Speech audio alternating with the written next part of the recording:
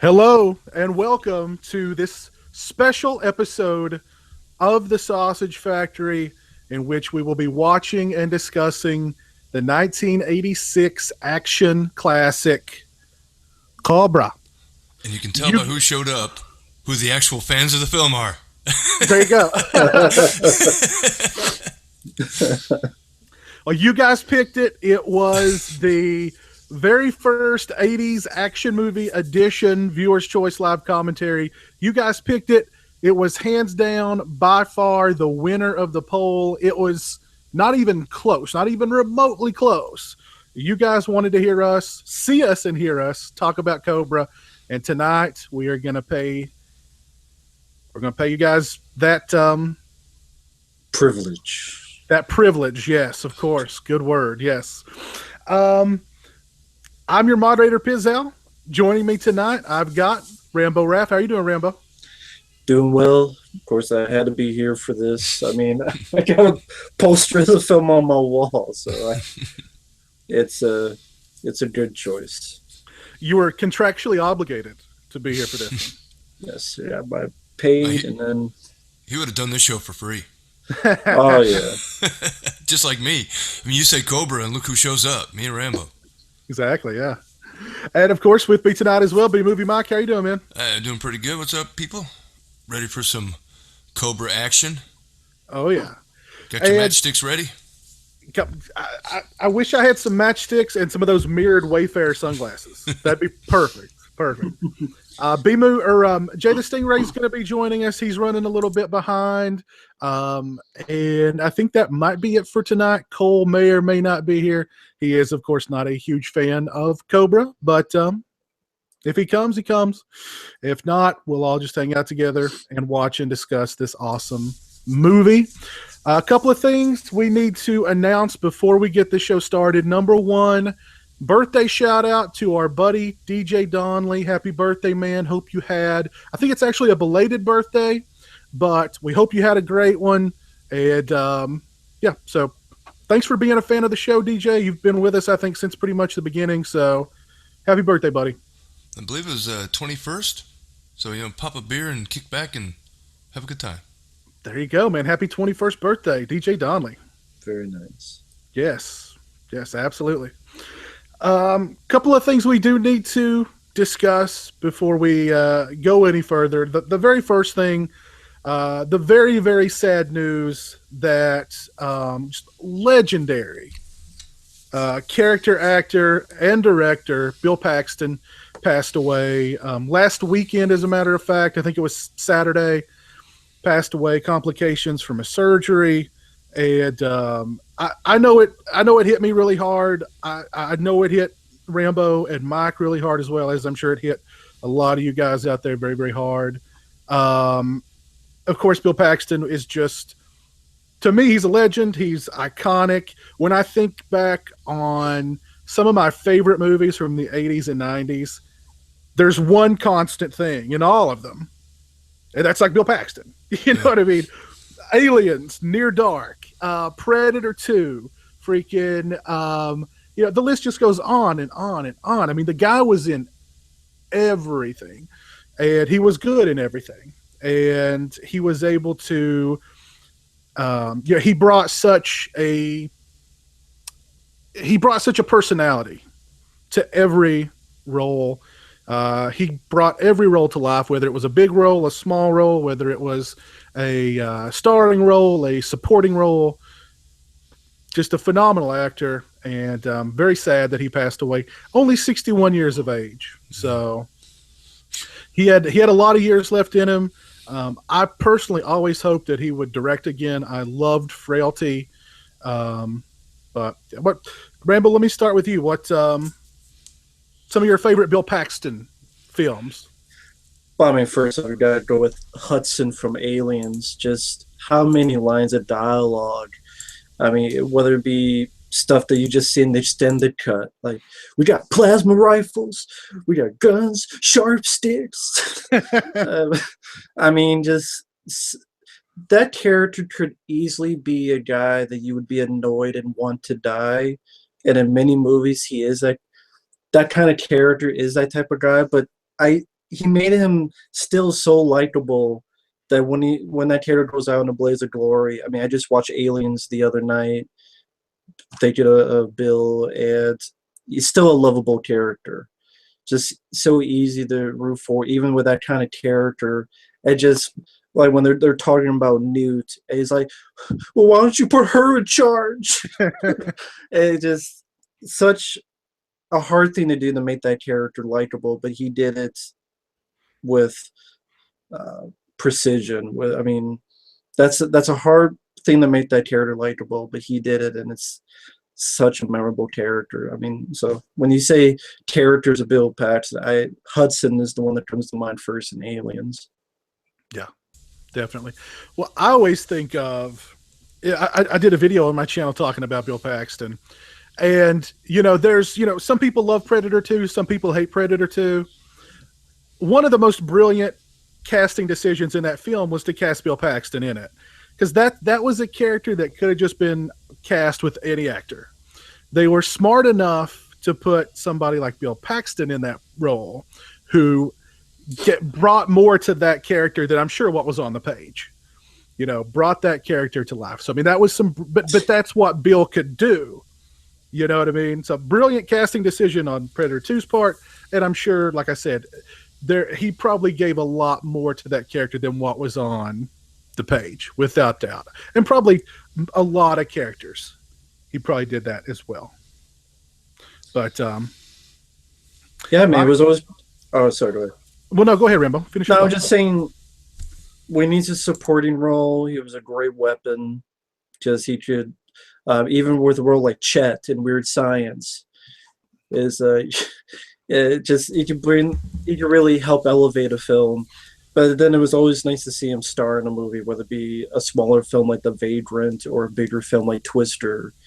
I can't really think of a performance that was a bad performance. Like, he gave a shit. And he also just seemed like a really nice guy. Like, anyone who worked with him always said that he was a really generally nice guy. I think the only thing, I think most modern audiences, he's probably known as the Twister guy to most modern people. But the first thing I saw him in was Terminator, but I didn't know who he was, of course. I didn't know who those three punks were. They were just extras as far as I knew who Arnie was, and that's why you were there. So you didn't even know that was him. But Weird Science was the movie that really introduced me to Bill Paxton. That was the role that really hit me. That made me, when I would notice him from then on in other movies. I was like, oh, that's that Weird Science guy. That's Chet. And he said he based that character on his dad, because his dad would say shit like that all the time. Like a greasy pork sandwich served in a dirty ashtray. So that was like one of his dad's things to say. The funny thing, I saw an interview with him, and he had auditioned for Aliens. He got the call from James, because he was lucky enough to be friends with him. I'll go into that in a minute. But he went out to London, did the audition, came back, didn't hear anything, and then Weird Science came out, and it was a hit. And it wasn't too long after that the phone rang, and he got the job in Aliens. And I think he said that was one of his favorite films that he did was Aliens, which so, and with the back-to-back of Weird Science and Aliens, I was a huge Bill Paxton fan. So yeah, it hit me really hard when I heard that he passed at that semi-young age, I guess. 61 is young to some, but not to others. Yeah. But I called, when we were talking pre-show, I referred to Bill as the A-list Bruce Campbell. Because they kind of are very similar to me. They both have good acting talent. They've both been in films, genre films that I've enjoyed. I just think Bill had the luck to be friends with James Cameron instead of Sam Raimi. I mean, if Bruce Campbell had gone to high school with Cameron, it might have been him as Hudson. So that's just how luck rolls sometimes. But I love Twister. Some people don't like the film. Some think it's cheesy. I happen to really like it, and I was glad to see that Bill finally got like an action starring role for a big movie in the summer. I mean, because I don't know, you see him in True Lies. He adds everything to any movie he's in. I got a small dick. It's pathetic. He had this manic energy, and you mentioned Near Dark. I mean, he just chewed the scenery, that scene in the bar. Oh yeah. Finger licking good. Yeah. Well, he'd even said like on the Blu-ray for that movie, on the making of, he had said like that during that night of shooting, he had this horrible migraine headache, and like he was like he went to like the nurse on set and was like, "What can you give me?" And she gave him a shot of B12, and he said that just like he took off. You know what I mean? And that was all. You know, that everything in that bar was B12. You know, just and Bill Paxton, B12 and B Paxton. Um, but the thing about Weird Science, and somebody mentioned that in the comment section of my video, and I said, "Here's how good he was in Weird Science." There's only two things I remember about Weird Science: Kelly LeBrock in her tiny little white shirt and blue panties, and Chet. That's it. Don't remember anything else. I had a third thing. Michael Berryman. Oh yeah. You can't forget Michael Berryman. I don't know. It's going to be. It's a little emptier without Bill around. I don't know. I really enjoyed his films. And what's sad, I forget where I read this, but I heard that he was ready to direct another horror film. And I don't know what it was, but like you met someone, he was a great director. I mean, Frailty is a great directing and acting role, and I would love to have seen what he could have done with more of that genre. Because Frailty just, no one talks about that movie, but it's very one of the better horror films of the 2000s. Yeah.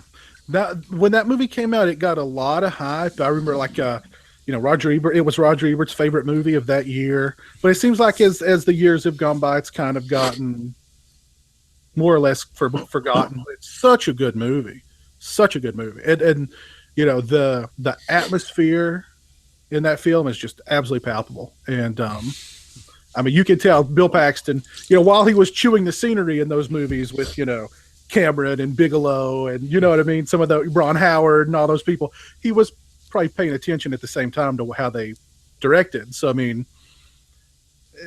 yeah, hugely talented guy. Clearly, hugely talented guy. Aliens, his one-liners. Vasquez, you ever get mistaken for a man? No, have you? Yeah, that exchange is just. and the director's cut or the extended cut of Aliens, where when the machine gun stopped firing, maybe we demoralized them. I hated that they cut that line out. That was hilarious. Yeah.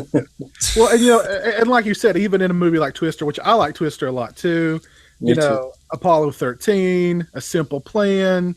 Where he's not like that big character. Yeah, and I don't mean like the big, but I mean like not a big, huge personality type character. Still great. He could do anything. And such a sad loss. And I mean, yeah, it definitely takes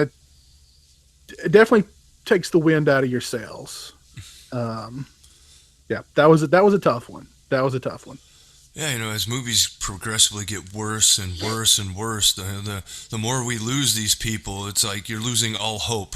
Because as long as he was alive, because he was in, I think he just started the TV show version of Training Day. Yeah.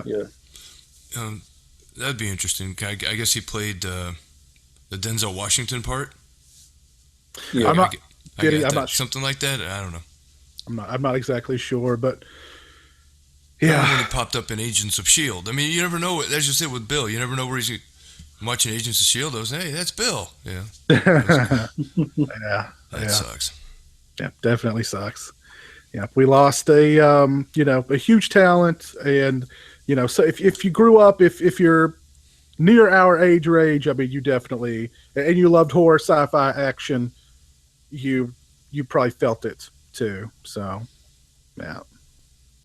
I just, and again, every time, we lose somebody like a Bill Paxton, I get to thinking about like, well, this guy who I love, director, actor, whoever, he's getting up there in age too, or rock star, you know what I mean? You're like, oh God, what's it going to be like when this person passes away or that person passes, you know what I mean? It just reminds you that our greats, the ones that our generation and think that are, the legends are getting older, and you know what I mean. They're not going to be around much longer. And yet Keith Richards still lives. I'm shocked. Bill Paxton died before Keith Richards. No, I didn't see that coming. Who thought Keith Richards? There's probably a lot of people on the planet Earth who right now just went, he's still alive. You know, and he's still in the Rolling Stones. Yeah. I mean, you know, Lemmy is gone, Bowie is gone. You know what I mean? Keith Richards is still there and probably still partying just as hard as he Maybe that's why he's still alive. It's just, I don't know. Yeah, maybe He's well preserved. I guess probably. he may in fact be dead. It's just all the things in his system are just keeping him going. You know what I mean? So I actually died 5 years ago. Yeah, exactly. All the chemicals are somehow keeping him going. That's crazy. That's crazy. We'd mentioned Aliens with Bill Paxton. Did you guys have a chance to see the very revealing Alien Covenant trailer that came out the other day? No. No? Don't think so, no. Okay. You guys should check it out. It looks very Alien. It doesn't look like Prometheus 2. It looks like an Alien movie. Looks like an apology for Prometheus. Well, I think from what I've read, this is an answer to people like the original idea for this movie was to take it even further away from the Alien movies and more towards the engineers and who they are and where they were from, et cetera, et cetera. But then, you know, people were not happy that there wasn't enough Alien in Prometheus, so they changed it a little bit, and you've got what appears to be a really big, gnarly looking alien in this one. So really abandon that idea quick. Well, you know, good, smart for him. That's a smart move for him. You know what I mean? Yeah. So, and the trailer looks really good. It's I don't know. Like I showed it to my girlfriend and she said, it's too revealing. You know, she was kind of like, you know, they seem to give too much away. And why are they? Because I mean, at the end of it, they're just like, bam, here's the new alien. You know what I mean? Just like, bam, right in your face. She was like, that's too revealing. Why would they reveal that much? And I was like, oh, that's a good question. I don't know. But the trailer looked pretty good. And considering the trailer for the first Alien film was just an egg cracking open. Exactly. This one is quite a bit more. Yes, quite a bit more. But I'm hyped for it. I'm excited about it. So, have you guys seen any movies recently that are good, bad, and different? No, I don't think. I'm trying to remember. I don't think I have. I know I'm going to go see Logan next week. And then the King Kong the week after that. We're getting into, I mean, it's summer season already. You know what I mean? It's March, and we're already getting the big blockbuster movies now. So, Logan looks good. Logan's getting a lot of really good early reviews. I really want to go watch Get Out too. Like I keep hearing really good things about it. Yeah. And of course, you know, Kong, and it's just going to be one weekend after the other, just going to have a big movie. So pretty exciting time, I think. Kong looks good. Logan, I think, looks good. Definitely want to see Get Out. And summer movie season is upon us again, pretty much. I saw Blair Witch. The new one. Yeah, I watched some of your rant video. We felt about the same about that movie. So I did this one movie I saw. Yeah. I actually paid to see that in a theater. What was I thinking? Did you like the original? I like the original.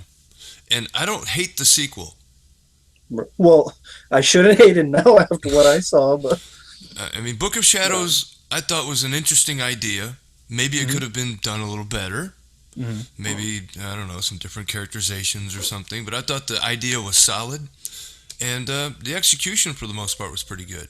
I like the idea of they go out into the woods and things happen without their knowledge, and they come back and watch the videotape, and they're like, "We didn't do that." So I don't know. I kind of like the mystery being revealed as the story went along. I thought it worked pretty well. Yeah, I liked it. This one, 2016. No, I didn't. No, I mean the only thing I liked about it was the time morphing concept. We're like, how long's it been since we've seen you? Well, it's a couple hours ago. It's been 7 days or whatever. The time warp thing. I mean, that would explain a few things in the original, like how they kept getting lost and turned around and stuff. But other than that inclusion, it was horrible. Just walk backwards and don't look at it. Exactly. Yep. Pretty much, yeah. I've warmed up a lot to Book of Shadows over the years. It was heavily tampered with by Artisan. Heavily tampered with. Okay. There's supposedly a director's cut maybe out there. I know there have been petitions for a director's cut. Probably never going to happen, but have you guys signed the petition for the Jason Goes to Hell director's cut that's floating around? No. This is the first time I've heard of this. Yeah, there's somebody started a petition to Warner Brothers, Paramount, and Shout Factory to release a director's cut of Jason Goes to Hell. I didn't know there was one. Probably never going to happen. Yeah, probably never going to happen. I signed it, but it's never going to happen because Paramount doesn't care, Warner Brothers doesn't care, Shout Factory is not going to be able to get the licensing for it, so it's just not going to happen. I think the unrated cut is going to be about as close as you get to it. Yeah. Well, and what sucks is that unrated cut isn't even included in the Blu-ray set. Yep. Yeah, I heard that. I had to keep my DVD. I know. I mean, what?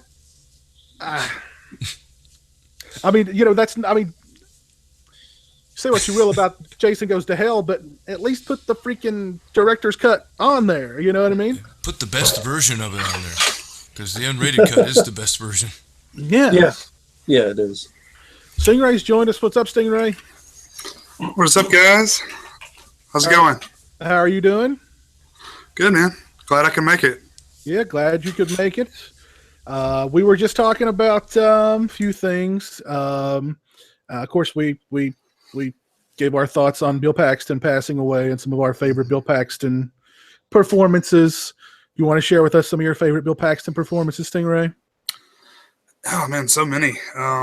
Probably Aliens, I would say, is probably my favorite, just straight out of the gate. I watched Predator 2 the other night. He's great in that as well.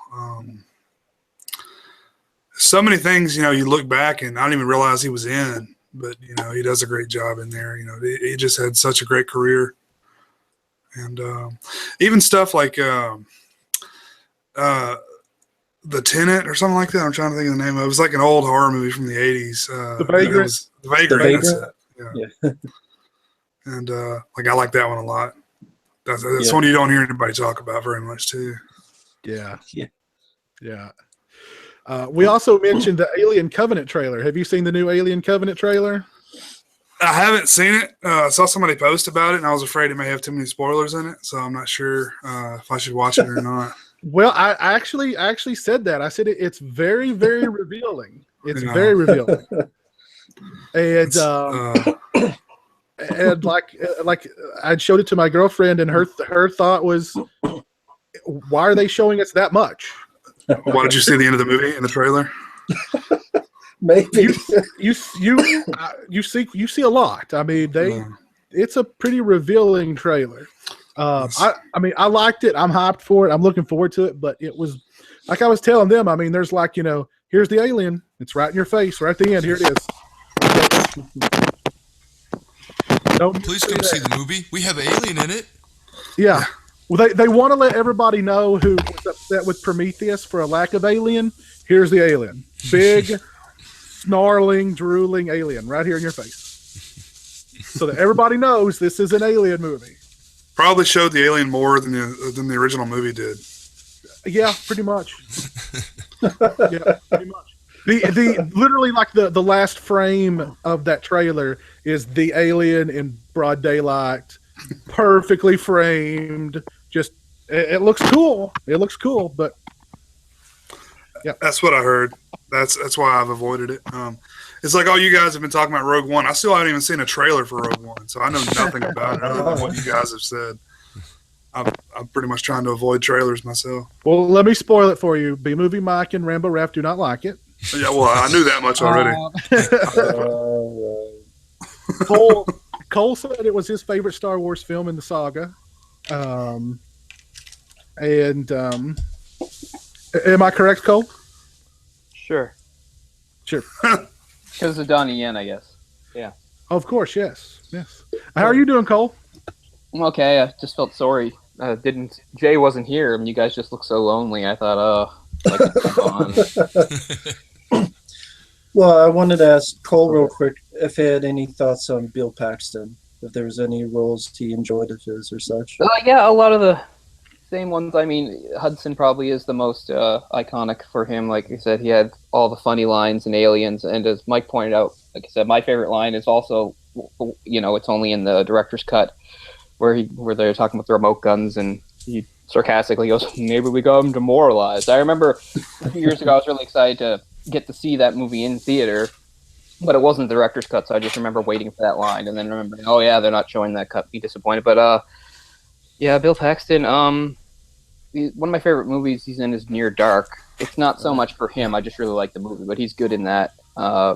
I need to see it again. It's been a while, but that's a movie that's always really influenced me. I've even said, like, there are certain things that I've written that were like direct rip-offs of scenes from Near Dark because I like it so much. But Simple Plan, I mean, he doesn't get a lot of starring roles, but he's really good in that.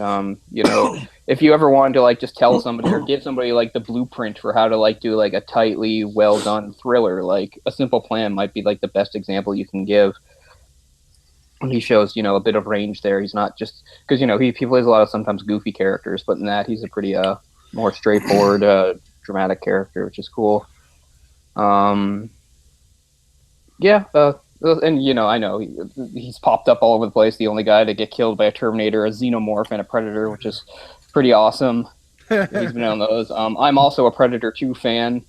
I've always thought Predator 2 is almost as good as the first one. I think they're very close. I've never understood the people that like think Predator is great and Predator 2 isn't any good. Like, I don't know what they wanted. I like that they made such a different movie. It's completely different setting, completely different lead. And I thought it was a really cool movie. I mean, yeah, parts of it don't look that great, but I mean, it's still. I really like that movie an awful lot. And I saw, Jay, that he recently rewatched it in honor of Bill Paxton. He's one of the cops in that. That's right. I guess I always think of the other guy, the crazy guy. Gary Busey. Gary Busey. Gary Busey leaps to mind when I think of Predator 2 performances. The lions, the tigers, the bears. Oh my! The Busey is loose in that one. Yeah, he's always a scene stealer. We were talking about, I think we'd be less surprised if Gary Busey died, but that's what I was going to say. If we heard Gary Busey died, we'd be like, "Oh, that's too bad." But I guess he had it coming. It's going to happen sooner or later with that crazy bastard. But like Bill Paxton is like such a shock. You guys said Keith Richards will outlive us all. That's pretty much clear. He will see the next step in evolution. He'll witness. I don't know if you guys are familiar with a show called Impractical Jokers. Gary Busey was on like the last episode of that like last week, so he's like still doing stuff. Good to know. But I guess those are the ones that lead to mind. I definitely hate Twister. I hate that movie like a lot. We could do a show where I just say everything dumb about Twister. Like if you're gonna I'll just say the one thing: if you're gonna make a movie that's all about tornadoes, at least make some attempt to like portray tornadoes and storm chasers in a realistic way. It's all complete bullshit. Like pretty much everything they say about tornadoes and storm chasers is wrong in that film. And I love how tornadoes just instantly appear whenever they need them to and stuff in this small concentrated area. But I guess it was good for him. It gave him some mainstream success. The movie did well, but that movie just pisses me off. always Movie makes me did hear that great. dumb Shania Twain song too. It's my favorite country song. That's the only country song I'll listen to. Mm. Living in Orlando, going to Universal, it's not there anymore. It's going to be the Jimmy Fallon ride now, but there used to be Oh, Twister. God. Oh, what? Jimmy Fallon Yeah, ride? What Jimmy would that Fallon even raced be? through New York. That sounds Lame, yes. Is it based sounds like on it's Paxton? designed to not make me ride it. That's for damn sure. Wait. You're being serious? There's a Jimmy Fallon ride? Yeah, I'm being serious. They took out Twister and put that piece of shit in. It's not even Yeah, open. see, at least I get why Twister would be a ride because Who the fuck wants to ride with Jimmy Fallon? I hope I'm it's gonna watch based his on show. Let's Paxton. ride with it. It's just him and Queen Latifah going, yeah. That's Yeah, crazy. Paxton had a little forward at the beginning of the ride, so I got to see that quite a bit. And I might as well make the joke now that, like, with Bill Paxton dying, I'm sure Bill Pullman feels like part of his soul has died. Because the joke is always that people couldn't tell them apart. They were kind of like the same guy and stuff. Yeah. So, and I could always tell them apart. and I get it too. Yeah, I know, but I don't know. So I feel like Bill Pullman, he really felt it. Probably the moment Bill Paxton died, Bill Pullman just felt it in his soul that he'd lost. Like a Jedi? Yeah, exactly. He felt a great disturbance, and he just realized a part of him was gone. He knew it. He knew it immediately. Like he was just sitting there, and he went, "Bill's gone." Oh God. Like Obi-Wan Yeah. with all wrong. Just felt it. My other. You guys have all seen Frailty, right? You probably already talked about it. Oh yeah. Yeah. Okay. That's a cool, Yeah. underrated movie. Yeah. I always was hoped he his- would direct again. Rambo said he heard that he was actually Yeah. uh, There was Go ahead, there's Rambo. talks. Yeah, there was talks that he was going to direct another horror film. It was on some news. I think Arrow in the Head or such. I forget what the movie was called, but he was thinking of going into the director's chair again for the horror movie, which would have been that would be great. Frailty's amazing for first time directing. Yeah, and probably a low budget type movie. Yeah. Yeah. I mean, Really, really cool movie. I remember renting that with no expectations and being pretty pleasantly surprised by it. no, I saw it in the theater with huge expectations, and it met them all. Me too. Met them all. Yeah, I was butts in seats for that one. Oh yeah. I wasn't even aware it had a theatrical release. Yeah. I just remember seeing it one day and being like, "Oh, that looks kind of cool." But yeah, I mean, he was a huge talent, and we lost a huge talent. So Yeah. Well, let's talk about something fun. Let's talk about something action packed. Let's talk about something that requires you to wear mirrored Wayfarer sunglasses Where is he going with this? and matchsticks. and matchsticks as toothpicks. Let's talk about who you call when crime becomes a disease and you need a cure. And that's Orc. But Orc can't be here tonight. So, Orc, our thoughts are with you. Absolutely. Our thoughts are with you, Orc. We miss you. We hope you a speedy recovery. So, Absolutely. has everybody got their copy of Cobra queued up and ready to roll? No. Nope. Were you Amateurs. able to procure a copy of Cobra, Cole? I didn't really make the biggest effort, to tell you the truth. Oh, Cole. I wasn't really thinking I should stick around. You guys need me raining on the parade. But, yeah.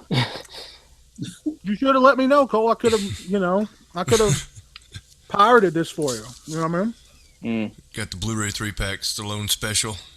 Nah, it's a good one. Special. Oh, that's awesome. Specialist Assassins and Cobra. Let's watch Specialist instead. Unity. And I actually bought it for Cobra. I'm not surprised. Probably is the best of the three. I'll give it that. Easily the best of the three. So everybody at home, if you're wanting to watch and discuss Cobra along with us live, we've got our copy of the film queued up at the very beginning. And we're going to go ahead and get that rolling here very soon. right after this week's edition of Stingray Spotlight. What you got in the spotlight this week, Stingray?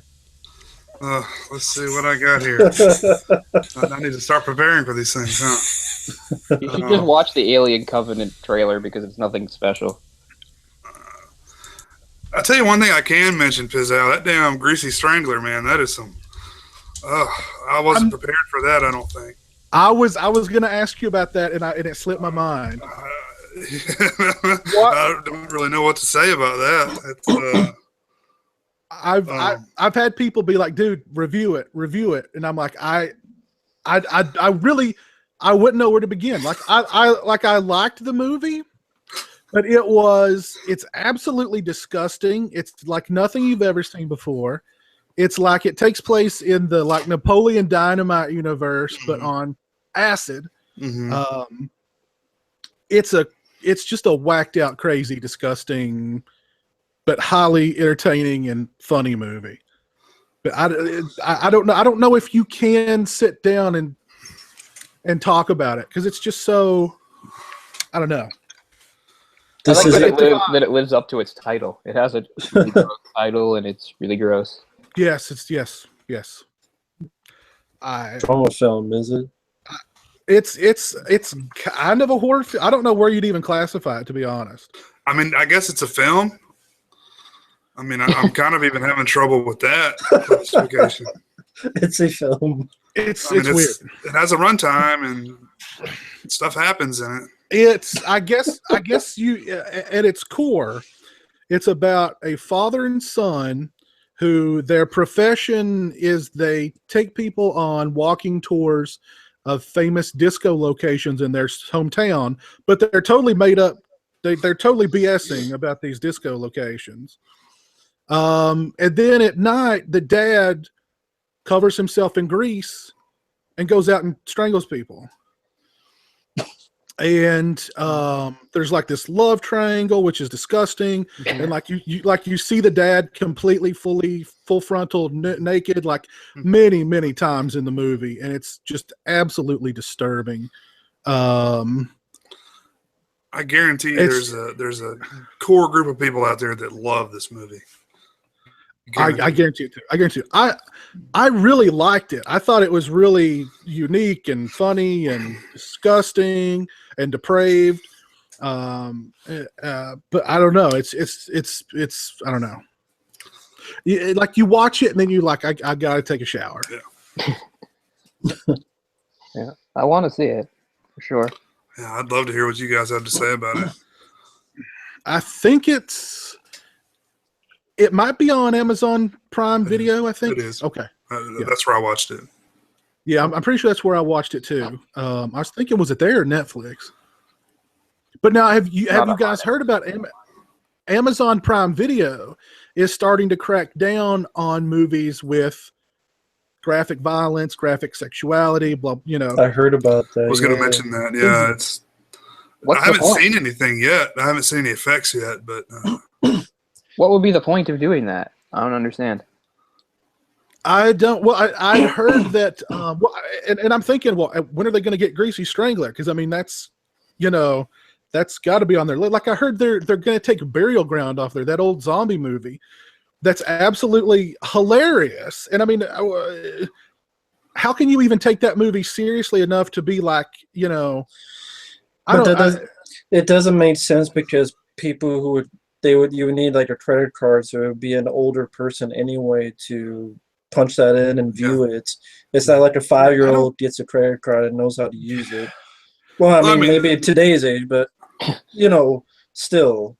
Well, I mean, Netflix has a kids version, right? So I guess it only shows stuff appropriate. I mean, yeah, I mean you can do like parental settings and stuff. Well, I mean, a lot of people are saying that this is Amazon's way of trying to weed out a lot of horror movies. But why are you adding all these horror movies in the first place? Shouldn't you pre-screen them before you add them? And I mean, I get on there and I flip through it to see if they've added new stuff. They've got the entire Trauma catalog on there already. You've got the entire Trauma catalog on there, and you're talking about wanting to take stuff off that has graphic violence and nudity. Well, that's going to be half of your horror section because half your horror section already is freaking trauma movies. You know what I mean? So everything's going to be like G and PG? I don't know. But what is the purpose of the crackdown? I don't understand. Do they have a wholesome reputation to uphold? They distribute movies. I don't know. It's really just kind of come out of nowhere. And like, there's already a list of movies that are going to be taken off of there real soon. And a bunch of them stuff I've never heard of. So, I mean, I don't know if it's, what kind of movie, if they're like soft core horror movies that somehow slid under the radar or what, but Burial Ground is one that's going to be taken off of there. And I'm thinking, I mean, even still though, I mean, like, even if it was softcore porn, I mean, who really cares in this day and age? I mean, shouldn't their objective be the opposite, to like have as much content available as possible? Like, that's what I don't. What's going backwards? That's what I don't get. Can't you connect your Skinamax account with the? I think I saw a button on there. If you want to rent a movie, you can also get Cinemax through there. Well, fuck, you go to Google, you type porn, you get 5 million places that are free. Yeah, it's the turn internet. safe search on the highest setting, and it's still going to filter through there. It's the internet. I mean, well, maybe it's part of their deal with Cinemax. You have to go to Cinemax to see that material, so you have to pay another $10 a month. Yeah, but Cinemax doesn't have horror movies. But I mean, it's not even like they're like soft core movies. It's horror movies. They're targeting stuff that has graphic violence and graphic sexuality. Oh man, that's my favorite stuff, though. It's two of my favorite things. Man, I just don't get it. It seems to be completely against what they're supposed to be doing. It's very contradictory to me to do that. I don't get it either. I don't see the benefit. I mean, maybe Are saving them they money. receiving a bunch of complaints from people saying, "Oh, you have all this content that I don't have to watch, but it's there, and that bothers me." you know? I can't watch it, but I can buy it. Okay. Yeah, there you go. So I mean, what are they even saying? I don't know. It's been a big brouhaha the past few days on social media. Well, I'm all ready to pull the plug on Prime anyway, so they can do some stuff like that, and that's all it would take. Because they just started charging sales tax in my state, so I can really, I can go other places and get stuff better. Yeah, they've actually been charging sales tax here in Kentucky for a while. So it's probably everybody now. They're going to be eventually. Yeah, they've got some sort of a physical presence. That's the test. The physical presence test. Amazon has warehouses all over the place. We have one here in Florida, so they charge us tax too. Yep. Yep, they've got one here in Kentucky as well. So they're everywhere. Well, speaking of graphic violence, let's get into some Cobra, shall we? Are you guys ready for Cobra? I'm always ready for Cobra. All right. We'll count down from 5, and then we will begin the film in 5, 4, 3, 2, and 1. And mind those volumes.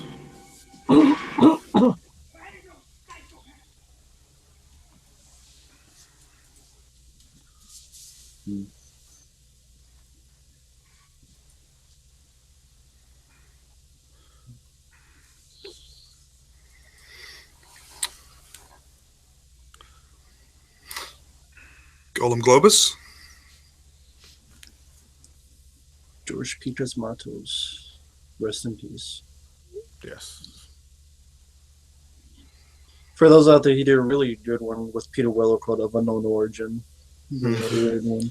I like that movie. Yeah, I've got that. Yeah, I've got that. Yeah, I've got that DVD. I need to watch it. It's the rat movie, right? Yeah, sort of like if Peter Weller becomes Moby Dick. Oh yeah, this is the whole list of. Which sadly is probably grown in today's age. I'm sure, yeah. That's a lot of rapes, man. They'd be raping everybody up in here.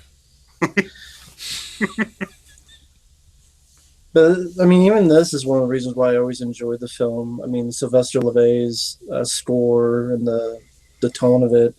it's almost like watching an action movie version of a slasher film, Yeah, definitely. which appeals to me.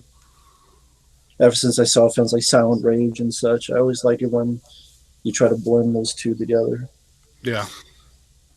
I've always liked the movie style too. I always thought it was very highly stylized, and the editing and the camera angles and everything. So very very 80s. All the action heroes had their run at the horror. Bronson even had it in 10 to Midnight. Oh yeah, The serial killer, one. and of course Chuck, and yeah, it's And of course, the rumor is that Stallone might have ghost directed the film. yeah. the guy that plays the lead bad guy, Brian Thompson. He was actually talking about Bill Paxton. He was also in the opening scene of Terminator. He was one of the other guys that got killed. He punched through, I think, with the arm. I love the axes. It's such a weird idea, but it works. Chink, chink. And the reason this film is so short, it's like an hour and 20-some minutes, is a lot of stuff was cut out. Was there ever going to be plans to release some sort of uncut version? Because if you look at some Wikipedia and stuff, they show all this violence and stuff and things they cut out. Like, it's a lot. Yeah.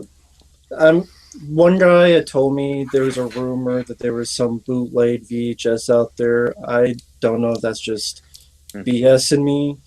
I mean, even on the soundtrack, the score, there's a piece of music called Skyline, which is nowhere in the movie. But because it was a shot where Stallone was looking through like an elevator or something, look at the skyline, that piece of music would play. So even on the soundtrack, there's a piece of music from a deleted scene. And much of the kills are supposed to be much more violence, much more extended blood packs, much more extended sequences of dialogue between characters. One rumor, a lot of it was cut down because they wanted more theater showings because Top Gun was coming around at that time, Right. And that became the big hit of the summer, Top Gun and Aliens, and they wanted to fight that. Which, I mean, I love the film. I being a fan of film, I wanted to see the rest of it. I mean, even in the TV version, you see deleted scenes. For example, a little kid bringing a box to a police station, and you found out that in the box there's hands. That the killer had cut hands off of a person and given them to this kid in a box to give to the police station. And that's in the TV version. Oh, that sounds familiar. I've probably seen that in the TV version.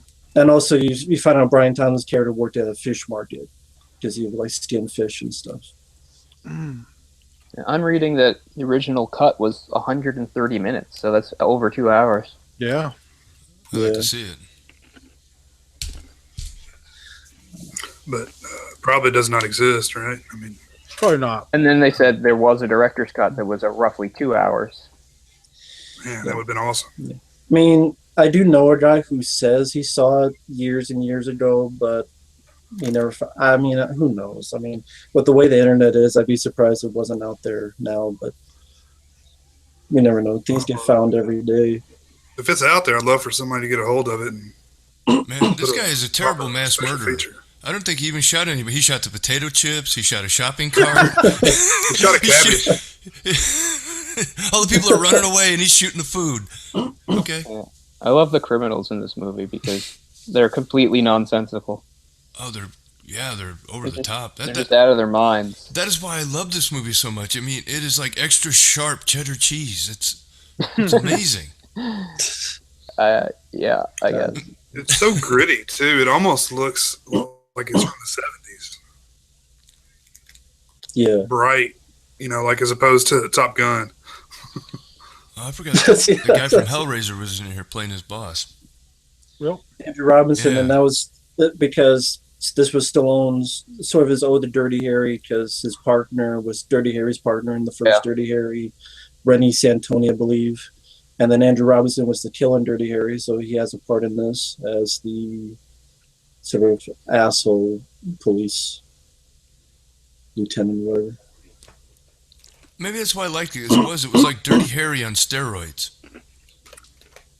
Yeah, I love it. that's a good way to put it. Yeah. And then the other guy, there's Art LaFleur. He was in the Blob remake. He's been in transfer films. He's been in a lot of films. Art LaFleur as the Yeah, but a sort lot of of stuff.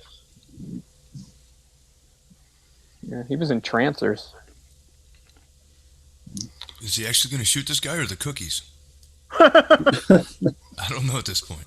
Call the Cobra. But I always thought it was fucked up. Like, you give the guy a chance and just take it away from him. I always liked that aspect of it. And of course, this grew out of Beverly Hills Cop. Mm-hmm. Which was a much more over-the-top script. I mean, I think at the end of the original script that it was going to be Axel Cobretti, the Motor City Cobra, and the ending was going to be like a GTO, and the bad guy was in a Lamborghini, and they're going to have play chicken with this train, and then the bad guy gets hit by the train in his car, and much more over the top, big budget movie of Beverly Hills Cop, and just wasn't the movie they wanted to go with. So my panties just fell off. And then, like, they took some of it from the book Fair Game, but then years later they just made a movie about Fair Game too. So with Cindy Crawford. Yeah. What, Eric Roberts? Ooh, 1995. Was that Eric Roberts? Billy Baldwin. William Baldwin. Okay. Billy Baldwin. Well, this is How dare you confuse those a two? model too, right? This is Bridget Nielsen. Yeah. Big model. Yeah, they had met on This is about the time she got together with Stallone, right? Yeah, because they had done Rocky 4, and they were a married couple, and then Bridget Nielsen. Holy shit. I remember Beverly Hills Cop 2 when Axel Foley's like, that's a big bitch. That's funny. But he wasn't wrong. I'm sure Flavor Flav said the same thing. Oh, yeah. Sure. I think one of the reasons why I always was drawn to this film is this was my comic book movie when I was a kid. Like nowadays you have Thor, you have Iron Man. This is a comic book movie. And I knew that going in. I mean, he even has his costume. He's got the matchstick, he's got the glasses. Similar to like Punisher. It has a lot of Punisher elements for sure. That's why I don't understand how people can take it seriously. It's a goof. I think some people don't take it seriously. They just don't think it's a good kind of cheesy or whatever. That's more like, I guess that's more like me. Like, I don't take it too seriously. I don't want to pick on it too much. Like how nonsensical the plot really is when you think about it. Okay, so there's this group that are killing all these people and doing that stuff. That's fine, but they're after Bridget Nielsen because she witnessed them killing some people.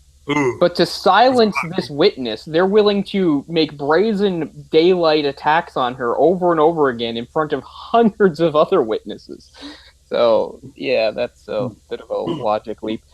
But, again, it's not the type of movie where you should really be too critical of that kind of stuff. But, no, I like some of the style things. Honestly, I wouldn't mind seeing a remake just to see what they could do with it.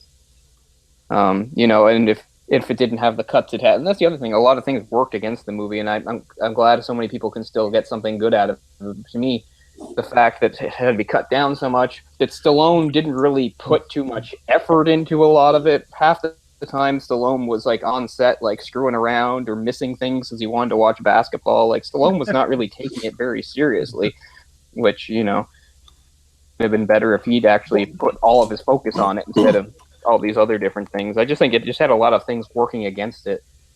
Well, Nicholas Winding Refn's a big fan of this movie, so that makes sense. Maybe do a Nicholas Winding Refn remake with Ryan Gosling as Cobra. What do you guys think? No, Ryan Gosling's too pretty. You want, you want somebody more gritty than that. I think somebody with some pop marks like this guy. Honestly, I would say do a sequel. Yeah. You can have an older guy. I mean, it doesn't mean he's going to do everything. It's just that's the point. Is that he's over the top, over the hill. And are you saying Sylvester Stallone's not pretty? I mean, honestly, there were some things in that movie, Bullet to the Head, that reminded me of Cobra a little bit. Just small things, nothing major and stuff. And of course, at the end, they have an axe fight, which kind of reminds me of this movie, right? Yeah. I kind of felt like, the big bad guy he fights in that is kind of like based on the big bad guy from Cobra. They're kind of like similar. big, brutish, very hands-on, violent criminals. You're the disease, and I'm the cure. Oof. At least he told him to drop it before he blasted. And you could tell that was added. Yeah. The drop it was like added an ADR. Yeah. Just blasted him and, Well, the guy did have a bomb and a shotgun. I think that's you could. They were probably like, the MPA was probably like, NC-17, but what if we say drop it? Like, we gave him a choice. We'll give you the R then. Well, we should wait for him to say which one. Which one? Yeah. Which one? Drop it. Which one? This movie might get a PG rating now. I mean, it may not even be PG-13.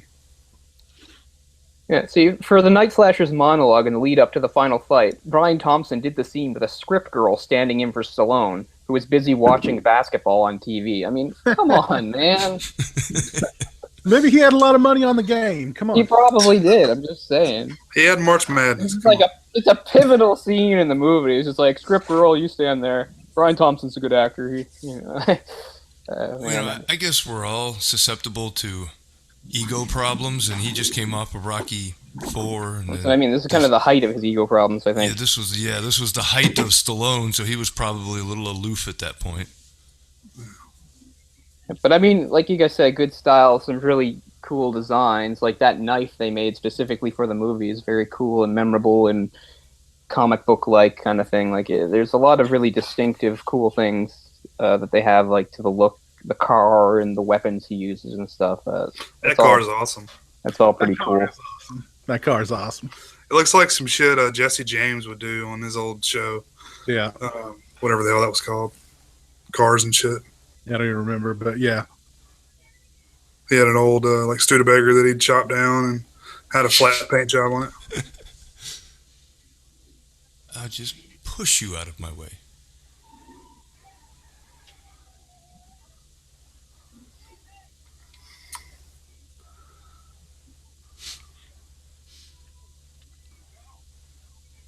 Of course, he said essay.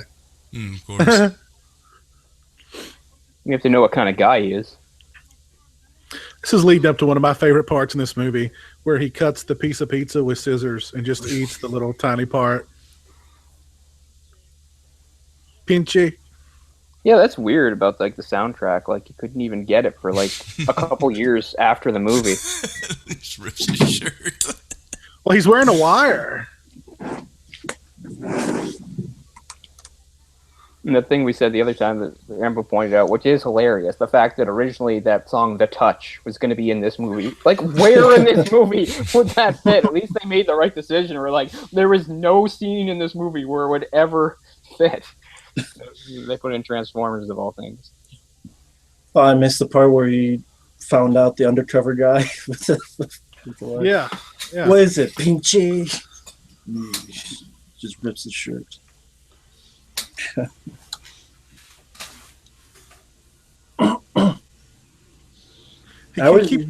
He keeps his pizza in the freezer too. Yeah. That pizza's probably like months old. He just puts it in the freezer, just a little snip at a time here and there. Well, we saw him drink a hot beer earlier, so he doesn't care about his taste buds. That's true. That's true. Hot, that of course, fat. Yeah. He's that hardcore. He's got to watch those carbs, though. He only wants a little triangle. Oh, yeah. Cuts pizzas with scissors. Pizza sickle. He's got to be frozen solid. Oh. I always forget this is a Christmas movie. This is a Christmas film. It's true. That's true. I can never tell because it's like in LA or something. Yeah. Yeah. Yeah, it's never Christmas in LA. So. Is that an old Toys R Us commercial? Okay, awesome. Yeah.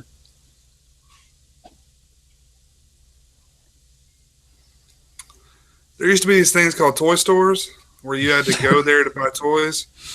Now they just sell toys everywhere. Yeah. It's fun. Yeah. I remember thinking Toys R Us as a kid was like heaven, you know. It's like it's all toys. It was so huge when I was a kid too. It wasn't really, but it was massive to me. I don't want to grow up. I'm a Toys R Us kid. They had that.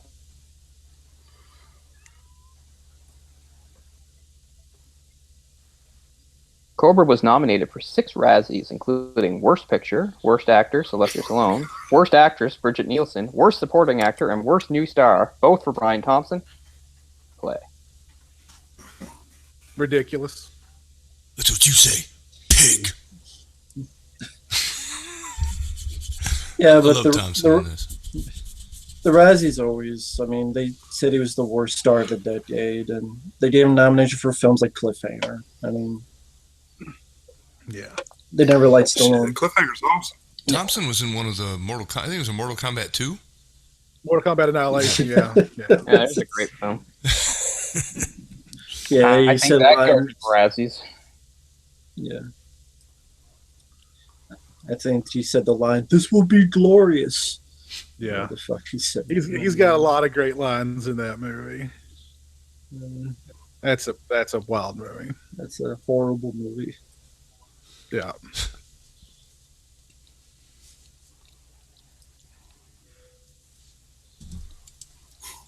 And someone actually did send me the replica knife of the Night Stalker, the Night Slasher, with the studs on the handle. Oh, and cool. the curves of it. Cool. Shit, I could have had my car started and in reverse before they got there. Yeah.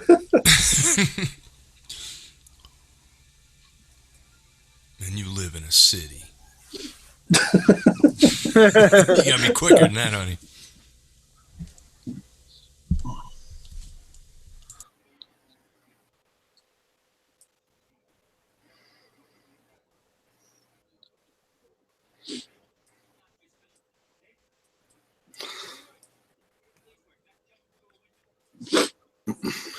I think that isn't the Remy guy like wearing the exact same costumes that he was wearing in Dirty Harry 2? Like it's the exact same character.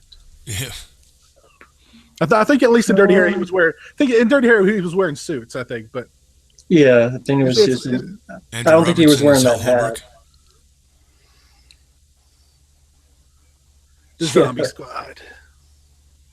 Yeah, that's his unit, the Zombie Squad.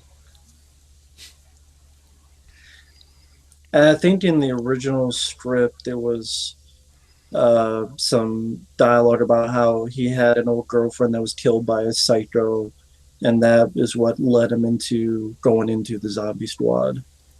Ah. I think that was in the original script. See, that's another one of the problems. When they cut out some of these things like that, I mean, his character is just an empty shell. Like, there's nothing to this character. There might have been originally, but in the movie version we get almost nothing about him. He's just this guy that is good at fighting crime.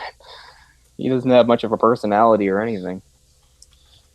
Oh, your average 80 action star, okay. Well, I mean, people would argue the same with Dirty Harry, because you didn't know too much about his. No, Well, I but at guess least you know a little Dirty bit. Harry had the advantage, though, of like several movies to at least flesh out some of it, right? Like this is all Yeah. just one fairly short movie, like I said, with stuff cut out, so it doesn't have the opportunity to expand on the character the way maybe they originally conceived it or anything like Yeah. that. And the one, I'm not even saying his acting is that bad. I'm just saying it's kind of hamstrung from the beginning because of what they have to work with. Yeah. And there was thoughts of a sequel, so it would have been nice to see maybe a bit more, but for some reason it just never came to be. I mean, it was a successful film financially. I think because the year before he had Rocky 4 and Rambo 2, and those were like $100 million hits. But then this had the summer release of '86, and I think it didn't even crack 50. Might have Not made in like the US. 49 in the Yeah. US. But worldwide it did well, like a lot of these. But yeah. Oh, that's But it's like even when a film's a hit, they'll say it's a disappointment. That's the word they'll use. Right. Like the same year you had Eddie Murphy, The Golden Child, that made $80 million, but that was considered a disappointment because Beverly Hills Cop made $200 million US. So even if a movie is a hit, I mean, there's movies today that they're quote hits, but they become disappointments and they get sort of thrown under the bus. Right. well, I mean, every Transformers movie makes like $1 billion. Doesn't mean they're good movies. Yeah. There's more to it than box office. But, Yeah, Again, I mean, a lot of that is foreign market too. Yeah. right. Yeah. Oh, the majority of that's foreign market these days. Yeah. Yeah. even the new X, it did nothing here, but it made a lot in China. And even that new Resident Evil, it made like 94 million. Wow. Yeah. Yeah. That new Resident Evil. So that movie's done nothing in America, but like in foreign markets, it's like the Titanic. yeah, That's where the Ghostbusters remake totally shit the bed, because they were banking on that China market, and they were like, "What? You can't say ghost in the title? You can't make it about ghosts?" Yeah. Which is pretty awesome, I think. Yeah, what do they call them? Something squad. I don't know. Something weird. But yeah, ghost is kind of a controversial term there. In the context of canon films, this is actually wildly successful film. Canon gave us so many great films in the 80s. And I think really, if you're a fan of canon, you know what you're getting into with this movie. Yeah. Oh yeah, and you get what you get what you come for. Yeah. It's not art. It's not high art. It's definitely not. I mean, what is Academy Award winning caliber film anymore? I don't know, but whatever it is, this isn't it. I don't want any Right. part of it. There you go. The horse shit they were electing this I don't year. even know. I mean, maybe. I didn't see any of the films that got like nominated this year. I'll eventually see them. I wanted to see La La Land. I'll see it eventually. I just want to ask those people, you really did see every single movie that came out this year, right? And you chose what you really do believe to be the best film of the year, right? No, that's not how they do it. but did you hear that thing with the best makeup for Suicide Squad? That one person nominated because they thought Harley was hot. That's a real thing, apparently. That they and it won for best makeup because one guy thought Harley was hot. I mean, that's also That's the other Oscars. side of it, though. There were plenty of people that were all snooty and were like, I can't believe, a piece of shit like that won an Oscar. And they're like, this guy, these people didn't come from France to see Suicide Squad win an Oscar. I'm thinking it's makeup effects or whatever. Don't freak out. People take this stuff too seriously. But I mean, that's always a problem with any sort of awards or award show when you're awarding that. It's like, how is, at what point is it art? At what point is it a commercial product? At what point is it a pretentious piece of shit? Mm-hmm. Yeah. And then at what point when you're giving these awards, are they, really motivated by like what Mike said, or is it a political thing, or is it, all this other stuff? That all plays into it for sure. It's Yeah, like when you see the list of nominees, you can see the script that was chosen checked all the Oscar boxes. There's like a certain criteria you have to meet to be even considered for that award. They don't give awards to, what could be a better movie that's outside of their wheelhouse. No, it's got to fit within their little. Just annoying. They're prerequisites.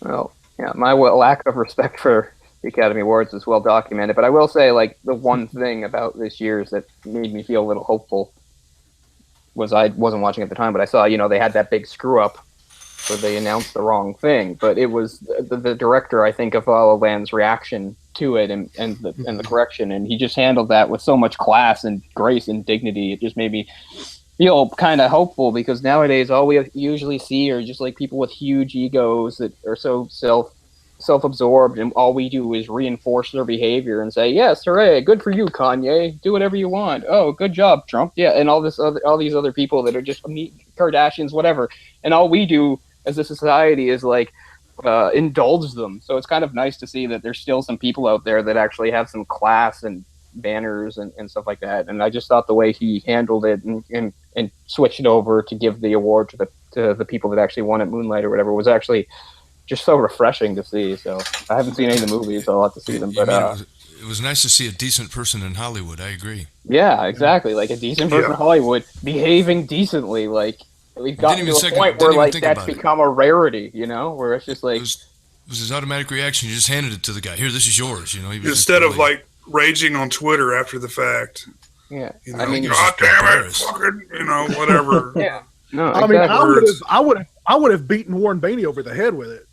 I mean, don't you feel bad for Warren Beatty the way they fucked him over? I mean, they put him in such a terrible situation. I like the way Warren Beatty handled it too. You know, he could tell that something was wrong and stuff, and they screwed him over. They gave him the wrong damn envelope, made it look like, oh, Warren Beatty's just like Steve Harvey. Well, no, he's not.